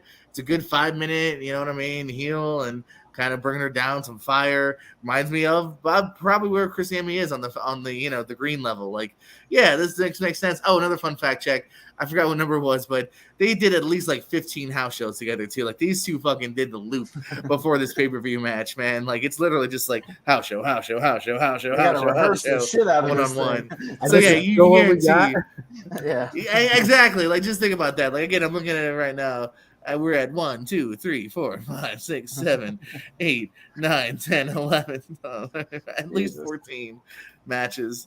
15 actually. So yeah. Wow. All right. 15 times, and they're like, "Here's what you get." Yeah, here's what you got, Jacob. Here's what we got. Did you like it? No. Yes. No. No, it was okay. I kind of checked out for moments. Also, it just shows what a different time it was because JR says on commentary that Chrissy Hemme is wrestling with concussion-like symptoms. It's like that would never fly. You would never admit that. You would never. I wouldn't fly, nor would nowadays. you admit it. Yeah. Yeah. So no, it was okay. I don't like the finish. I mean, I don't think of Christy Hemme as a wrestler, and if you need to cheat to win against Christy Hemme, Yeah, Victoria can't beat Christy Hemme, the lesser experienced wrestler. Like it's pretty multiple believable. time world champion or Yeah, women's like- champion. Okay. Yeah. My favorite Chris Hemme fact, by the way, is I don't know if you guys remember or know this. She had 4 kids at once. Yeah. Did y'all know that? Yeah, She had quadruplets. Jesus. Yeah. That must have sucked. And she used to. No, I remember like her vlogging about it and like being like, "Yeah, I'll be in bed for the next 3 months." Like, you know what I mean? Like she wasn't allowed to leave the bed. Damn. She used to date Joey Mercury, right? And also, I think Lance Archer for a point. Mhm. So quick And side we don't note. have to talk about it. I don't think those 4 kids are any of theirs. But, yeah. No, that's just all the same dad. What's that, Jacob?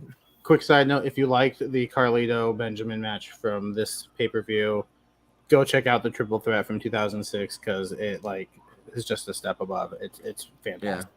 Excellent. No, like I said, man. I mean, I guess there's always been plenty of good times with that IC title. Again, this is another period where like it's kind of the show stealer sometimes. They're just really great mid card guys fighting for it. Yeah. But there's a lot to say about this match.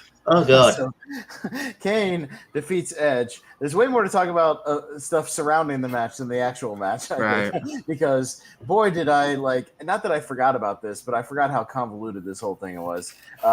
This whole Kane and Lita thing. I forgot how long this was. This is like a year-long storyline, and lasted even longer once it went into the Edge phase of it. But there's like 3 different things going on in this match, like storyline-wise. So we have Kane and Lita, who, by the way, just right off the bat, who's the babyface in this matchup?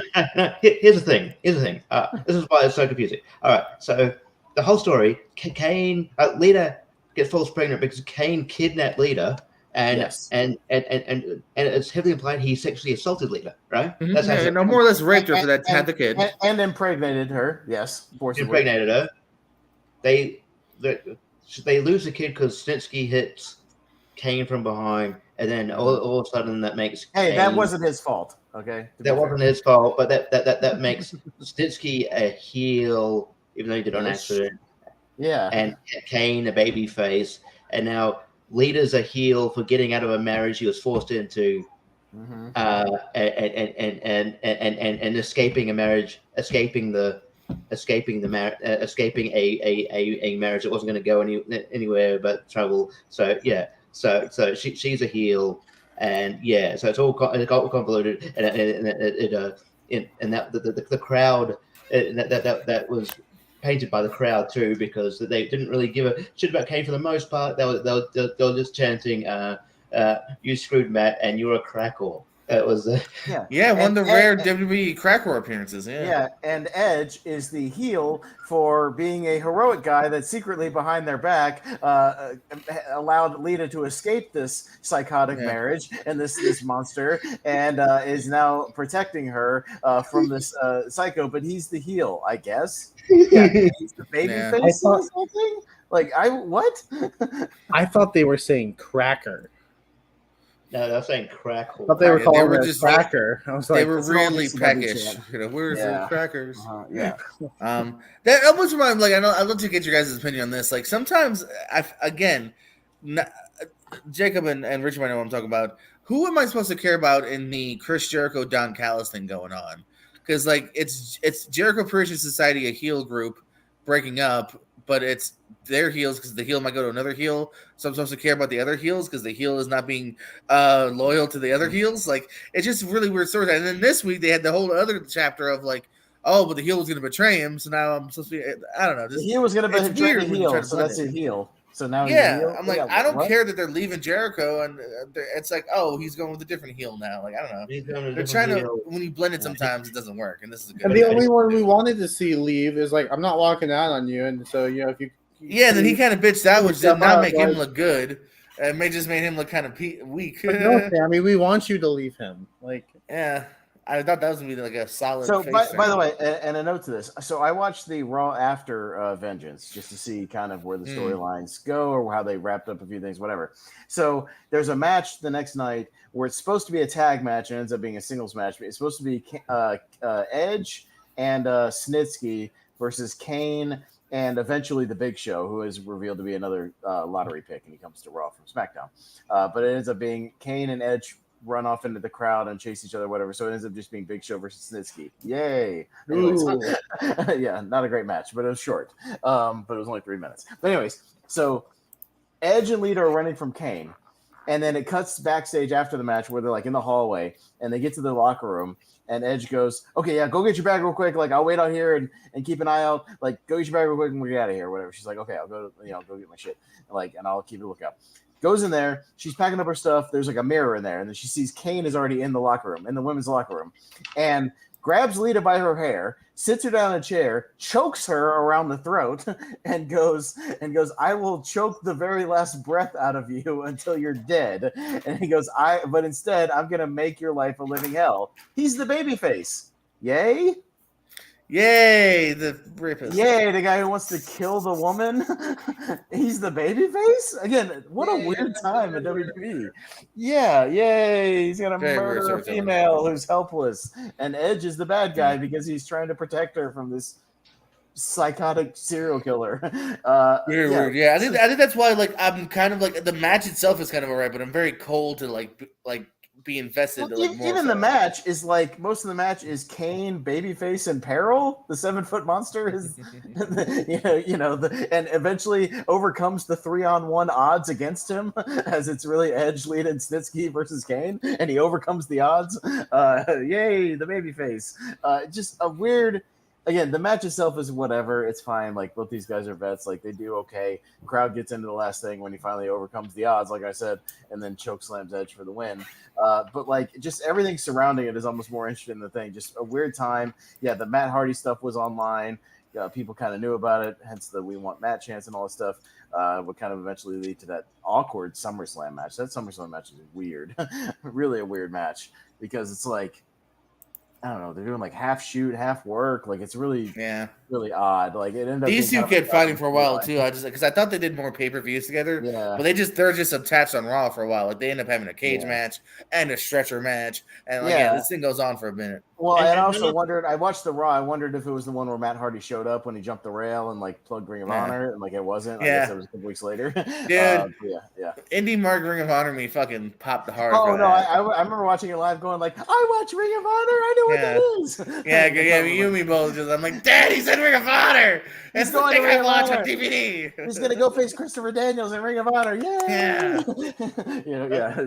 I can't wait to buy that DVD in 3 months. God damn it. Right. I always bought those. Buy 3 get 1 free. Yay! Yeah, big sales. Yeah. Not to mention Kane. Kane took on Matt Hardy because Matt Hardy was defending Lita's honor because Lita got kidnapped, and now Kane is a. And now Kane's the babyface. That's what I mean. Like, why is Kane a babyface? I don't understand this logic. And it's 2005 WWE. I don't know. Like, there was weird shit like this where, he's the baby. I don't get it. He's threatening to murder the woman. And he's the babyface. Okay, weird. Well, he almost like breaks her neck in this match. He puts the chair on her. I just fucking weird. And they're kind of like, that's not what a babyface does. No. They're kind of like, yeah, then Snitsky boots her and it's like, boo. I'm like, this is the heel for saving her life. We wanted the woman paralyzed. Yeah, I know. It's like when you watch shows from 2000 and they cheer every time Bubba Ray Dudley power bombs a woman through a table. It's like, yay, violence against women. Woohoo! There's another like, you know, like weird yay, like woman like gets her heart broken. Yeah, let's get to it. We'll get to that too. But yeah, Jacob, any thoughts real quick before we move on for this? I know we're kind of talking around the match when we're talking about the actual match, but any thoughts on this? Because I think the stuff around the match is it's more interesting than the match. The match was fine. The match was fine. It's not a bad I found match. an article that was like this whole thing of like the history of the Kane, Lita, Edge, Matt Hardy, whatever, and I was like taking notes from that. I was like, yeah, this was really weird. It lasted like a year and a half. It was very strange around this time. But so yeah, let's be honest. Anytime Lita was on our screen, though, we enjoyed. That was a good time. She was very attractive. I'll tell you that. Yeah, I was gonna say not to be that guy, but this is peak Lita. Yeah, I'll be that guy for peak Lita. Yeah, no, I'm fine with that. This is Well, we will move on. Yeah. But a match I was really A match I was really looking forward to revisiting. Yeah, because I had forgotten about this at one point. I mean, I knew they had a rematch, but I didn't remember much about it. But yeah, we had the rematch from WrestleMania. We got Shawn Michaels and Kurt Angle. Shawn ends up taking this one in, I believe, 26 minutes or so. Yeah, they gave him some time. Long match. This is a good one. This was pyroless Kurt Angle period, which was weird. I kept waiting for them to hit his pyro, and they didn't. They didn't even on Raw the next night either. Very, very strange. But there's a good little story even within the match. Angle keeps obviously trying to go for the ankle lock because that's how he tapped out Angle at WrestleMania, and there's a bunch of good counters, and Shawn kind of sticking to the ropes and getting powdering out here and there. Match kind of picks up when Angle German suplexes him on the announce table. It doesn't break, but he just kind of bounces off of it and rolls. But it was still a cool spot. Yeah, we kind of ducked and gave him a German on there. Angle hit a buckle bomb on HBK at one point, which was odd. Yeah, 2005. Yeah, he hits a buckle bomb on Shawn. So that was kind of out of nowhere. There's a bunch of suplexes. Things like that. There's a kick out of an Angle slam. There was a ref bump, which I kind of rolled my eyes at. I was like, "Oh, are we gonna have like interference and shady finishes for everything?" I guess so tonight. But yeah, Shawn finally gets out of an ankle lock and then super kicks Kurt Angle coming off the top rope, which didn't make a whole lot of sense. Wasn't really sure why Kurt Angle was coming off the ropes. That's the only thing that was down that took the match down for me, just because the finish. Because what I would call, and that was what the podcast watch OSW call, Angle was going for a flying nothing. Like, what were you planning to do? Because like, even if it landed, he wouldn't even caught HBK. It was like, I think it would have been better if he went for the moonsault like he used to do. Go for the moonsault. Michaels moves out of the way and then hops up and super kicks him. That would have been a perfectly fine finish. You know what I mean? Like, that's another one. I would have been okay with that. Like, if he'd gone up and tried the moonsault and missed it, I would have been okay with that. But yeah, it was weird. He went up for the axe handle of nothing, that was the only thing. That's why one of the main reasons the WrestleMania match is better, because I think the finishing sequence of that one is just better with Shawn for like 3 minutes trying to escape the ankle lock and finally tapping out. It's just a good dramatic finish. But other than that, a really good wrestling match. Really good stuff here, and good. We'll go around the horn. Yeah, Jacob, what your match of the night? I guess is what you said. Yeah, what do you think? Yeah, I love this match. I don't think their 3-match series here that they had during this time was really good. We never got a conclusion to the exactly. They were like, we don't know. You're tied. You guys are equally as good. No one's going over. You guys are just going to be looked at as two of the best, which they were at this time, and are regarded as such for all time as well. So yeah, I just thought, not quite to the level of their WrestleMania match, especially the finish, but yeah, I think these two just, because they're just so good at what they do, they work really well together. And yeah, so between the Mania match, this match, the 30-minute Iron Man that they had on Raw that ended in a tie, and Kurt Angle was like, "That's what I mean." Yeah, we're good. 5 more minutes.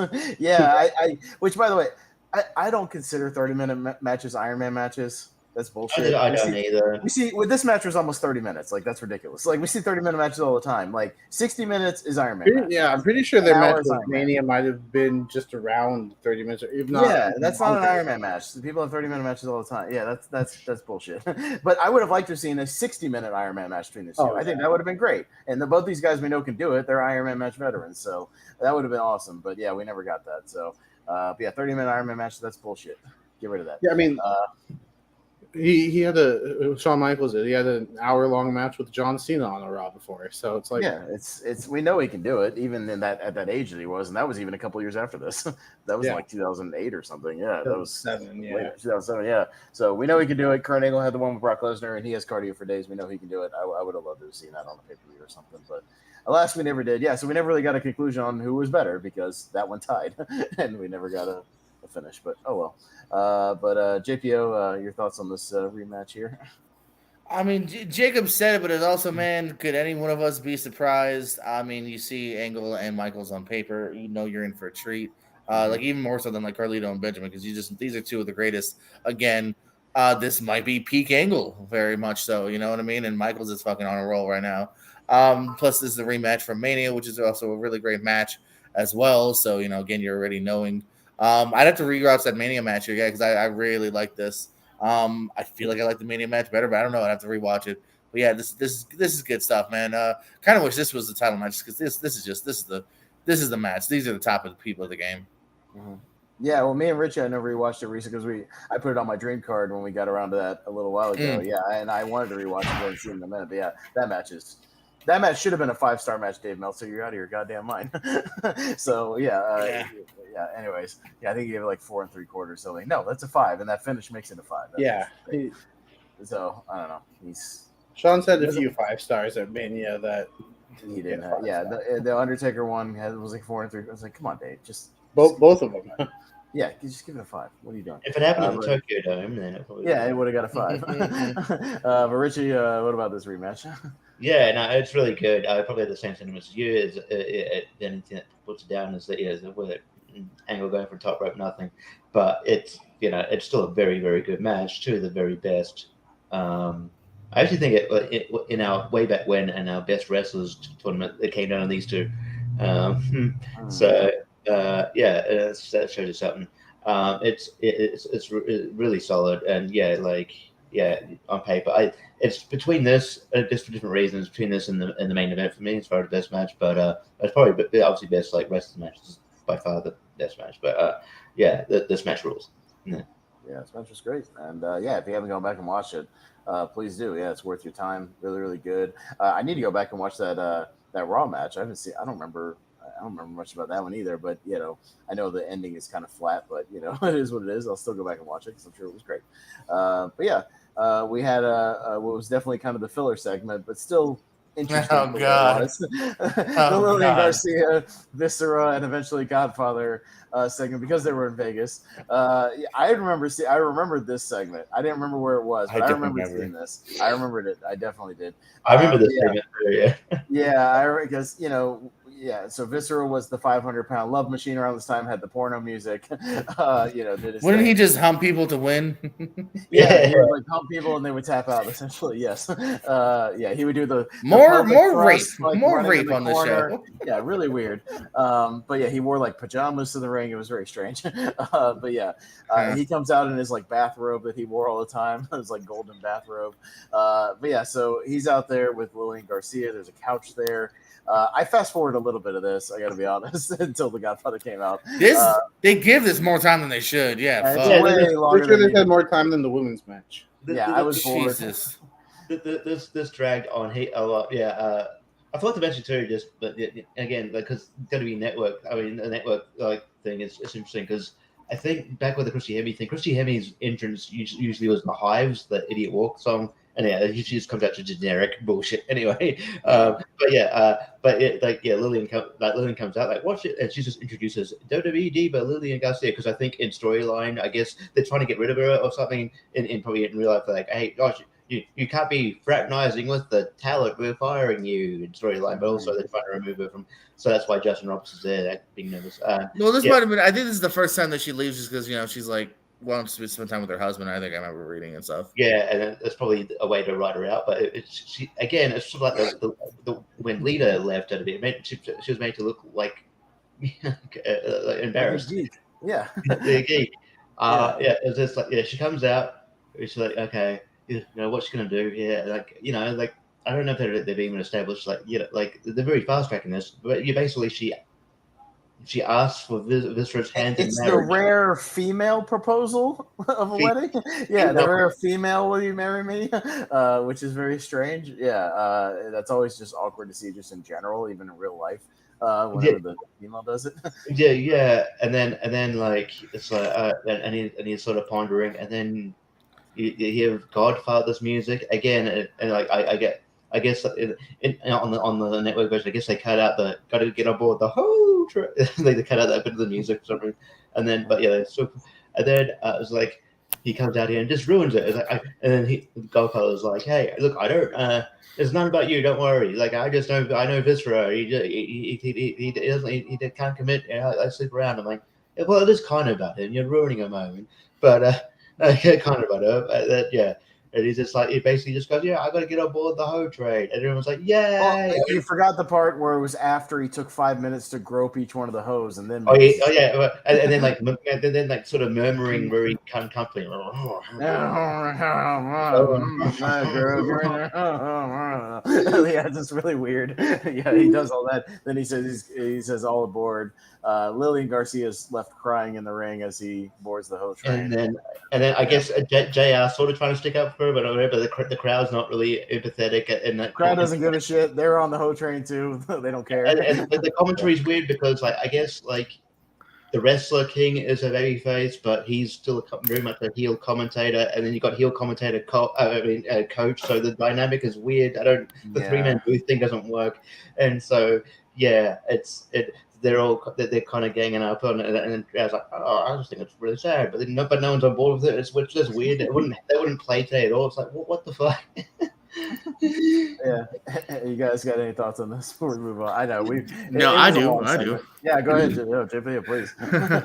No, this is my first initial thought. I vaguely remember these two having a thing. I didn't know this was on the fucking pay-per-view. So I remember at first actually I remember it being on Raw as well, not a pay-per-view, but yeah. Yeah, no, I mean they gave this. I mean, my God, think about all like the great mid-carders or like even like higher carders that didn't get a spot on this pay-per-view for this, or like give Shawn and Angle another 5. Hurricane and Rosie couldn't have a 7-minute match with the Hard. Put them on the show. Oh my God. Because at first this is my train of thought. I was like, you know what? Well, Christy, Hemme, and Victoria didn't light my world on fire. Hey, good on WWE. It's not a lingerie match. It's not a pillow fight. So I was actually giving them props. Like maybe we're starting to get better around this time frame. Nope. And then this shit happens. And I'm like, oh nope, never mind. It's still it's still hoes involved. I forgot. It's one of Godfather's random ass appearances. It's like every couple of years it'd be like, bring him out. I think what was the next one where he interrupted the wedding on SmackDown? Which wedding was it? The fucking one of the weddings he interrupted on SmackDown. Was it not King Booker? It was somebody else. I don't know. I'd have to look it up. But anyways, I'll look it up here in a little bit here. But yeah, it's one of those just every once in a while they'll throw him out there, and like you said, it's also like we're talking about the Kane storyline being weird. It's also kind of funny that like. Give Lillian props. Like she's kind of selling it when she looks legit upset at losing, fucking Viscera of all people. Teddy Long and Crystal's wedding on SmackDown. Oh wow, Crystal, jeez. Yeah. Anyways, that's a name. So yeah, this is just definitely again of its time, just a wacky segment. Again, too long though. Too like, my God, even on Raw, I would have said this was too long. So yeah, Jacob, anything about this segment? If I paid $50 for this pay-per-view in 2005, I would have asked for at least $1 back for every minute this segment went on. I did not like this at all. Yeah. Well, we had to give people a chance to go to the bathroom before our, other main events here. But anyways, moving on to something that was much better. We move on to a triple threat match for the WWE title. John Cena defeating both Christian and Chris Jericho in a triple threat match. 15 minutes, but 15 minutes of pretty much nonstop action. It's a pretty fast-paced match. A lot of stuff going on here. This is a good kind of WWE style triple threat. And I wanted to talk briefly about John Cena, because when he does his promos in the back, it's very weird. It's like half the John Cena that we kind of know today, or what he would become, but he's still kind of half doing his Doctor of Thugonomics thing, that kind of transition, yeah, kind of, because he's still kind of talking like this, dog, like that, like he's still trying to do like the white rapper thing, kind of, he's like halfway between Boston, halfway between rapper, right? He's he's half and half. Are we also not going to mention the fact that his shirt at this point is like the worst merchandise shirt I've ever seen. Like with the belt at the bottom. It's like the champ is here, and he's got like I guess it's like it's supposed to be like innuendo, sort of maybe pointing to his dick, but it's got like a belt at the bottom. But it's he has some bad shirts in his time. This one's probably this is I would not buy this in a million years. Anyway. But he's a cross between two gimmicks. Yeah, he's trying to be like he almost, this is weird. This is a weird comparison because he's not like this. It almost reminds me of like Jamie Kennedy and in like the Malibu, Malibute. Yeah.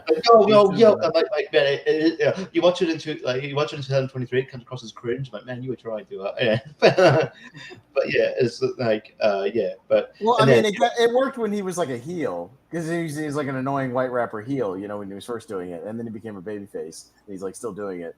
And he's still doing it. Like I said, about a year from now, it's pretty much gone. Like, it's sort of like how when Kofi just randomly lost his Jamaican accent. But I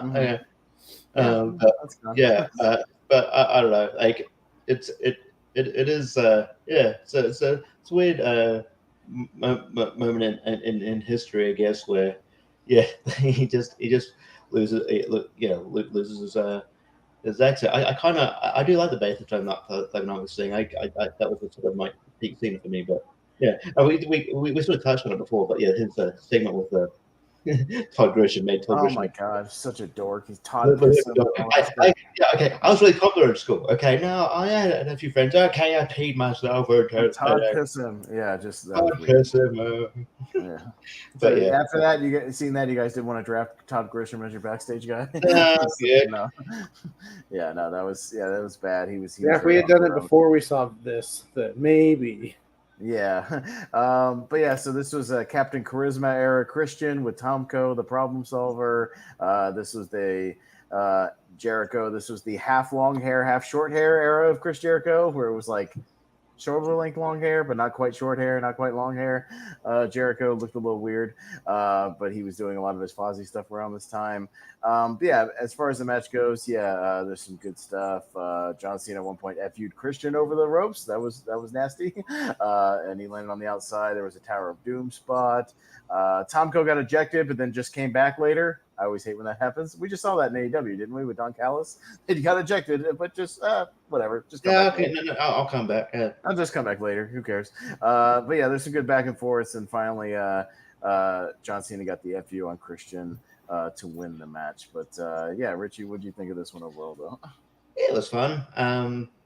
This is also the period of time too where, for some reason, Vince had like an aversion to referring to people from Canada. So this was where Jericho's was built from Manhattan, New York, and I believe that at the same time Benoit was built from residing in Atlanta, Georgia. By way of Atlanta, Georgia, yeah, by way of Atlanta, Georgia. So I don't know. He has some weird Canadian beef at this point. And I think Jericho would only be here for like a couple months before he would take a couple years hiatus to do his Posy stuff. This was a solid match. It is interesting to see. Like early John Cena, like kind of lower on the card, sort of. He froze a little bit. We'll come back to you, Richie. I thought it was me again. We'll come back to you, Richie. You froze. JPO, your thoughts on the triple threat here? I'm like Richie. I'm thinking hard. No, I'm not too much more to add. It was a pretty decent three-way here. Like you said, 15 minutes of just good back and forth action here. Everyone kind of gets their stuff in. Very much Cena doing his 5 moves. You can kind of check them off, one by one. But it was a good match here too. Good taste of it's not too long. I feel like Christian's kind of gone. It's kind of like one of his small tastes at like a heavyweight title for a while too. Well, yeah, both Jericho and Christian. Sorry, I kind of you froze a little bit. Jericho leaves, yeah, for a little bit. That's right, yeah. But no, it's good. Christian's sort of it's like they face the crowd at this point, but yeah, it's like but it's sort of like it's almost like the LA Knight thing where he's a heel, but the crowd want him to be babyface. But then he sort of leaves before they can capitalize on it fully.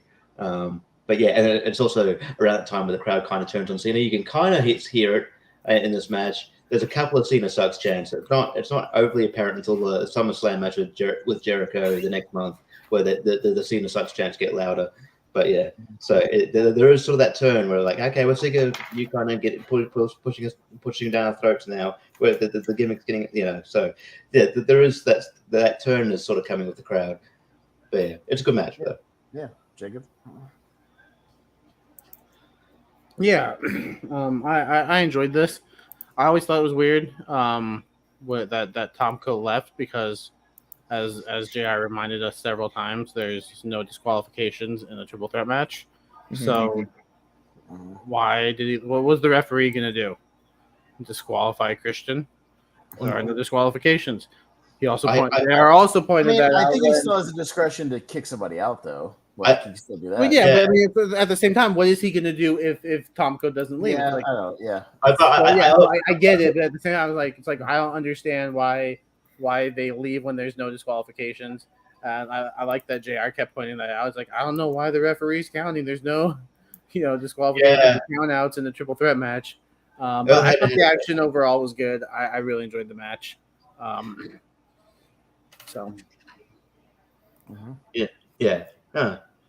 I was going to point that out. I think they'll have had a bad night or something because it's like, well, I don't know why the referee's counting, so no disqualification. And I think at that point, someone got an Hibber's ear and it's like, oh, okay. Stop counting. Can't count out unless everybody gets counted out. I don't know. I guess if everybody's out.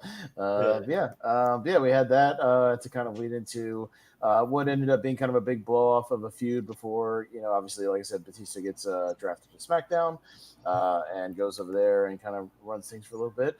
Kind of a big blow off, and it felt like a big blow off. Hell in a Cell, Batista, back when Hell in a Cell again still kind of meant something, and we only did it, maybe once or twice a year. Hell in a Cell, Batista defeating Triple H, who, as noted on commentary, Triple H shouldn't really be afraid of Hell in a Cells because he was like 5 for 5 leading up to this match. He'd been very successful in Hell in a Cell matches, so he should be confident going into it. Kind of the real true veteran of Hell in a Cell, I would say, is Triple H over like Mick Foley or Undertaker or any of those guys. Anyways, I thought this was pretty good. I thought this was a really enjoyable match. Once it really kind of got going, as we noted, this is handlebar mustache era Triple H with the going all the way up and down and around. So that was unique and something. A couple of different weapons get used here. A chain that is retrieved from the toolbox gets used here and there. There's I forgot about the barbed wire chair. I'm surprised Jon Moxley hasn't stolen that for one of his matches. A chair wrapped in barbed wire they got used a couple times and looked fairly legit. I mean, Batista got hit with it a couple times on his back and was bleeding from his back. So, it looked fairly legit there. But it got used on him. It got used on Triple H a little bit. Both guys got busted open and were bleeding all over the place. Again, I miss blood in wrestling just nowadays as far as WWE, and they would just use it to add to the drama. I think it can work. There was a power slam onto that chair, DDT on that busted up Batista, and then the steps got thrown into the ring and got used near the end as Batista spinebuster Triple H on the steps, and then had a really good finish. I really like the actual finish of the match. Batista, Triple H grabs the sledgehammer on his way up in Batista bomb position and is trying to hit going to hit Batista in the head with it, but Batista gets the bomb before Triple H is able to use the sledgehammer and then gets pinned. I really like that finish. I thought that was really, really, really cool and a good way to tease it. But Batista still gets the win with the Batista bomb and a bloody blow off of the feud. But we'll go on the horn. Jacob, what do you think of this main event here? Cell in the Cell. Yeah, this was a good final match between these three. Triple H, he takes a lot of beating in this match. He was busted open. He was gushing at one point. but both of them did. Both of them took some pretty nasty shots. That chair, the barbed wire chair, actually opening his back. No outside interference, which was good. It was Batista and Triple H. No Ric Flair interference or no anything Ric like Flair that. interference. Which probably is the reason 3 months later Triple H would turn on Ric Flair. It's like, hey, where were you? I needed you, and you weren't there. Mhm. Solid. Yeah, Triple H. I think he always delivers for the most part in the Hell in a Cell, and no different here. Hard hitting. Nearly 30 minutes. About the same length actually as the Kurt Angle Shawn Michaels, about 26 and a half minutes or so. Yeah, and it didn't feel too long. I think they did great. A lot better than their last match together. That WrestleMania match. That match is bad. That match was really bad. Yeah, not as good. Much better match. Give me what I want. Give me what I want. Which was really he was only saying that because he forgot what he was actually. But it turned into a great moment. I love to give me what I want. Yeah. But no, this one was great. Oh. Yeah, that's a good way to end the show. Imagery here, I wanted that for my segment. I wanted to pull that up. That's the actual. I just want to say the weird side note. That's the actual match graphics for the whole night. They kind of suck, don't they? Yeah, weird. That feels they're all very kind of not that well cut out. And even face. The ghost faces. This one they went black and white, but even the Cena Christian Jericho one, it just feels very almost like indie 05 graphics that no one really knows what to do yet. Yeah, that's weird. That's it. I just thought it looked shitty. That's fine. No, totally. Richie? Yeah, this match is really good and really hard hitting. Yeah, and Triple H gave a lot to Batista as Triple H took a beating this match. And the finish is very creative. Because he's been known to hit people in the head with a section before in that powerbomb spot. He did it at WrestleMania 17 against Undertaker, I believe. How he laid there and just held onto it too for a little bit after the match was over. Yeah, he just held onto the sledgehammer. Yeah. So it was. Batista. Yeah. It was really good. I actually. Again, I've always really loved Batista. I think he doesn't get enough credit. Hopefully, probably in the next couple of years, at least maybe next year, he gets inducted because he was meant to get inducted in 2020, but obviously both shut down. So, I've always had a massive respect for Batista, and especially the big star he became given his later age when he started. So, I thought this match was pretty damn good and pretty entertaining. Yeah, no, I thought it was entertaining as well. I appreciate a good Hell in a Cell match that doesn't need to go to the outside to do top of the hell spot, top of the cell spots and things like that. One of my other favorite Hell in a Cells is the Undertaker Brock Lesnar one from 2002. That's just a dirty, brutal, bloody, Hell in a Cell that just sticks, to the cell, and it's really, really good. It's definitely possible to do that, and I appreciate that. Why was that cell so short though? I don't know, but I didn't like the newer one because it blocked the camera and you couldn't see. I prefer this one where you could actually see what was going on. And there wasn't a big beam right in the middle that blocked the hard camera. So that was bad designing. I also like how they've gone in recent times. They've gone back to the normal color Hell in a Cell because, the last few years have been a shitty red one, and especially. When you had the Fiend in it, it was like the red one. You had the red Hell in a Cell in combination with the shitty red light that they had to do with. They insisted on doing with his matches. So with that match with Seth Rollins, you couldn't see shit as well. No. It was bad. So I had a couple of notes just real quick. I did watch the Raw afterwards just to see kind of the aftermath. I talked about the Kane thing. That was weird. Again, he's choking a woman, pretty much to death and getting cheered for it. That's weird. But I will say the highlight of the show was Kurt Angle and Ric Flair had a match and a promo at the beginning of the show that was awesome, and I encourage you guys to go watch it. It was great. They come out, Kurt Angle comes out, talks a little about the Shawn Michaels thing, but Ric Flair comes out and he's going, "Oh, you're just gonna chill and try to get Triple H another, Batista match, but no, it's over. You beat him 3 times, it's over, whatever." And he goes, "No. He's I just want to come out and compliment you." And they have basically what amounts to a thing where he's talking about, you're the man right now, but to be the man, you got to beat the man. So what if me and you go to? And he goes, "And I'm different than Shawn Michaels. Michaels, part of the promo plays into the match later. He goes, "I'm different than Shawn Michaels. You try to double leg me, then I'm just gonna poke you in the eye. You try to do this to me, I'll punch you in the balls. Like I'll do this, I'll that, and the other. I'll cheat.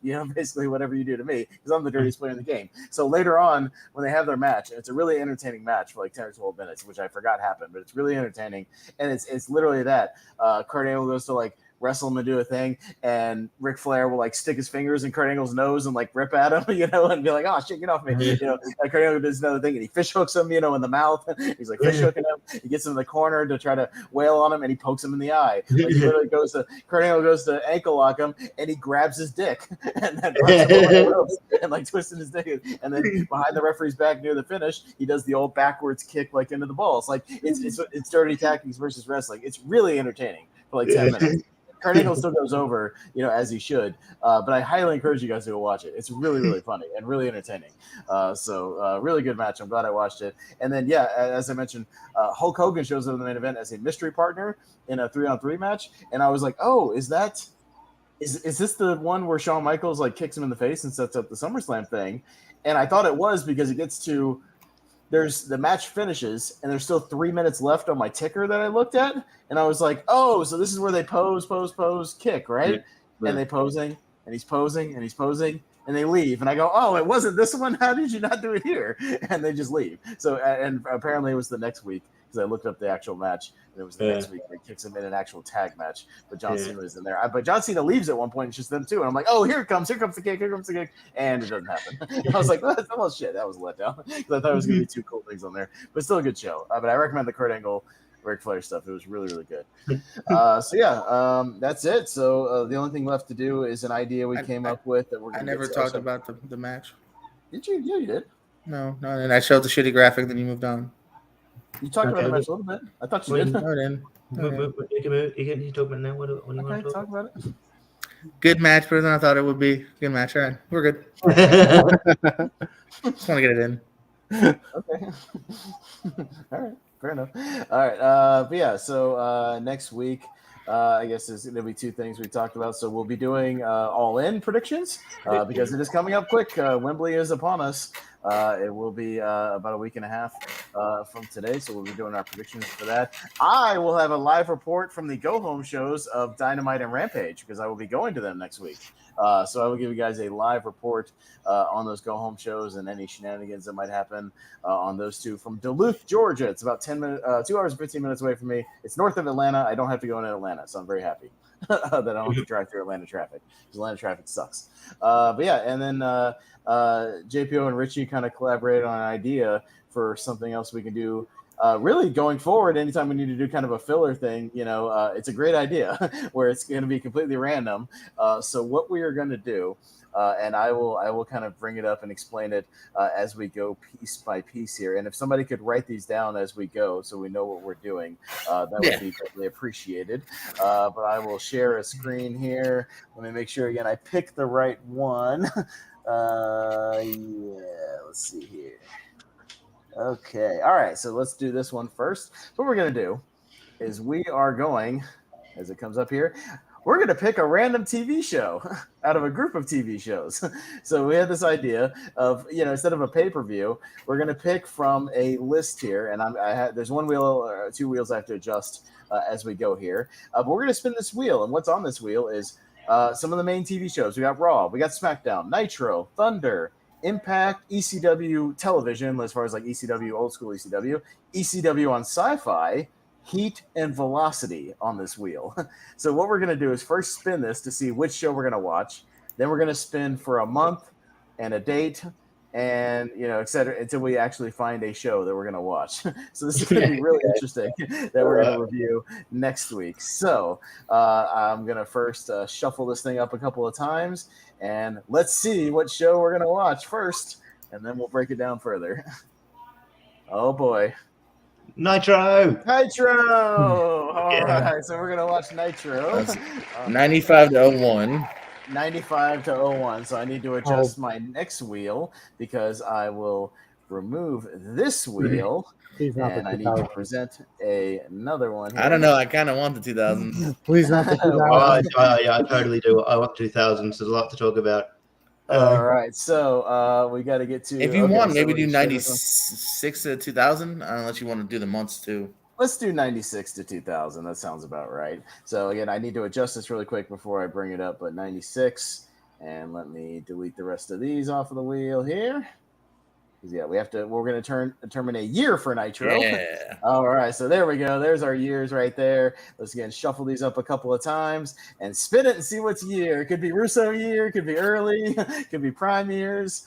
Oh boy. Oh, we are boy. getting the gravy We train are of in it. 2000. Oh boy, we are in 2000. Now, I will say, there's periods of 2000s where there's Russo, and then there's when they went back near the end of the year to Bischoff, and it was like Kevin Sullivan, like where he was gone, he got fired at one point. So we'll have to break it down even more. All right, so. All right, let's get rid of that one. All right, now 2000, they were operating the whole year, so that works for the next wheel. So they operated all of the year 2000. So yes, let me stop that screen, present this screen. Again, I'm switching between wheels here, so bear with me. All right, so let's go to 2000. In the month, yeah. All right, we got our monthly thing here, so time to shuffle these up a couple of times and spin the monthly wheel. Let's see what month of Nitro. That could depend on whether we get good or bad as well. Here we go. Oh boy, it's primary. January. Oh no, January 2000. Is that New Blood Rising territory? I don't know, but it's pretty prime territory here. So, okay, all right. Now we got to present the last one and the last one. So we're in January 2000 territory. So there's 5 weeks of TV. Is there? Okay, so let me add a 5th week here then. Okay. Yeah. Sorry, yeah, 5th week here. All right, Yeah, because the 3rd, you never the know 10th, if the there's gonna be- 17th, 24th, and 31st. All right, yeah, JPO is helping me kind of fact check this as we go, so we can break it down. All right, so shuffle those up here, and here we go. Which one of those weeks are we gonna watch? Oh, it's gonna be that final one. The It looks 31st, like. So January 31st, 2000 Nitro, if I have that correct, right, JPO? That sounds right. Yeah. All right, so post that in the group when we get out of here so we can all find it, but at least it'll be on the network, so it'll be easy to find. Maybe JPO can even pull up Peacock and see what the description says. Give us a little preview as we're getting out of here. I'm sure he could find it real quick. The first preview I'll give. Yeah. Evan Courageous versus Lash LaRue. That's all I know so far. Okay. All right. So, well, yeah, I'm sure there was random cruiserweight matches. That sounds okay. That sounds not too bad. But So yeah, I'm looking at the match card. Yeah. When they have times. No match Quick. match went over 8 minutes. Yeah, that sounds Yeah. like Russo. No, That sounds like Russo, like in the last month, has restated, like, yeah, bro, nothing. No one really has the attention, bro, to last a commercial break in a match, bro. It's so like you created matches that, should be though. short. You trained the audience to want that, though. That's what you did that. So yeah, I don't agree with you, bro. So yeah, that's gonna kind of suck. That's all gonna be kind of quick, but all right. Well, JPO will post that date in our group when we get out of here, so we can all watch the same show. But yeah, that was fun. We're gonna do this again. I'm gonna save these wheels. Jeff Jarrett is acting commish of WCW in the absence of Nash. That's the brief preview. Oh boy! And I see in the thumbnail is Screaming Norman, and I think the fucking thing the kiss demon came out of. Oh no, the kiss demon. That's all we'll say for now. All right. Well, hey, you know what? There will be stuff to talk about. I can almost guarantee that there will be things to talk about. But the problem is with those shows, there's 80,000 segments, so I'm gonna have to take a lot of notes. I know. I'm looking at February 14th. It's Kevin Nash in a wheelchair with like 2. So, Jacob, nurses. do you want to run that stream, or do you want me to write down all these banners that I swear are going to be that I'm going to have to write 80,000 banners? I'll ask you now. I don't even know if I want to watch this. And we'll talk about it. No, that'd be fun. There's something down more than even like a pay-per-view. It'll be quick. It's an hour 32 of your time. True. At least it's okay. At least because I'll Nitro had a period there where they were doing 3-hour Nitros. At least this is a 2-hour Nitro, so it's not. Oh, sure. If it was 3, I would say we'll go another week. But yeah, it's hour 32. I'll set it up. Okay, set it up. Well, you don't have to write down every segment because there's going to be, I swear to God, there's going to be 30,000 segments. You can't write them all down. There's going to be to the back, to the back, to the back, to the side, to the back, to this room, to that room, to this promo, to that promo. Just do the matches and I'll take some notes on the promos in between. So, yeah. We'll do that. All right, well, we'll take us out of here. We got some ASAT to get to, me and JPO, so we'll wrap this thing up and get to it. Jacob Barber, what do you got to plug, sir? Not much. Podcast about movies. We didn't do it last week, so we'll be doing this week. We'll be finally kicking off our anniversary series, talking some 70s movies. We'll be talking The Exorcist, Serpico, Dawn of the Dead, and Watership Down. Mm-hmm. And then on Sunday, I'll be on Rankum. We'll talking the top 12 movies, which is probably going to be a little tough. There's some good ones out there. So tune into that. That should be a fun time, fun panel. So, all right, JPO. Yeah, catch us on ASAT literally 5 seconds from now, and as usual, stuff over at the Pure Sco channel. Yeah, Richie. One of my pipes. Cheer, also, oh no, never mind. I can't say that. Spoilers. Never mind. Continue, Richie. I know. I knew what you were about to say. Can't do that either. Nope. Me neither. It'll be out in a couple of weeks. I'm in a battleground. Yeah, all around the other movie battleground. The three of us are in the tournament right now. That's all you need to know. Yeah, we'll just say that. Watch our tournament round 1 matches coming out soon. Yeah, I'm not, but I'm there. Okay. Cool. Podcast about movies tomorrow night, like you said, and me and Wolfman on Mega Movie Z. Drinking game Saturday night. We're doing another 3D movie, Friday the 13th 3D, to wrap up summer. So, the week before the episode we're watching, Victoria's on it. Hey, she's a random NWO escort. Oh Jesus! I didn't know Victoria was ever around. Yeah. Take notes on that. All right, but anyways, we'll wrap things up here. Thank you guys so much again for joining me. We appreciate it. So I will take us out instead of a meme with this. It's still real to me, damn it!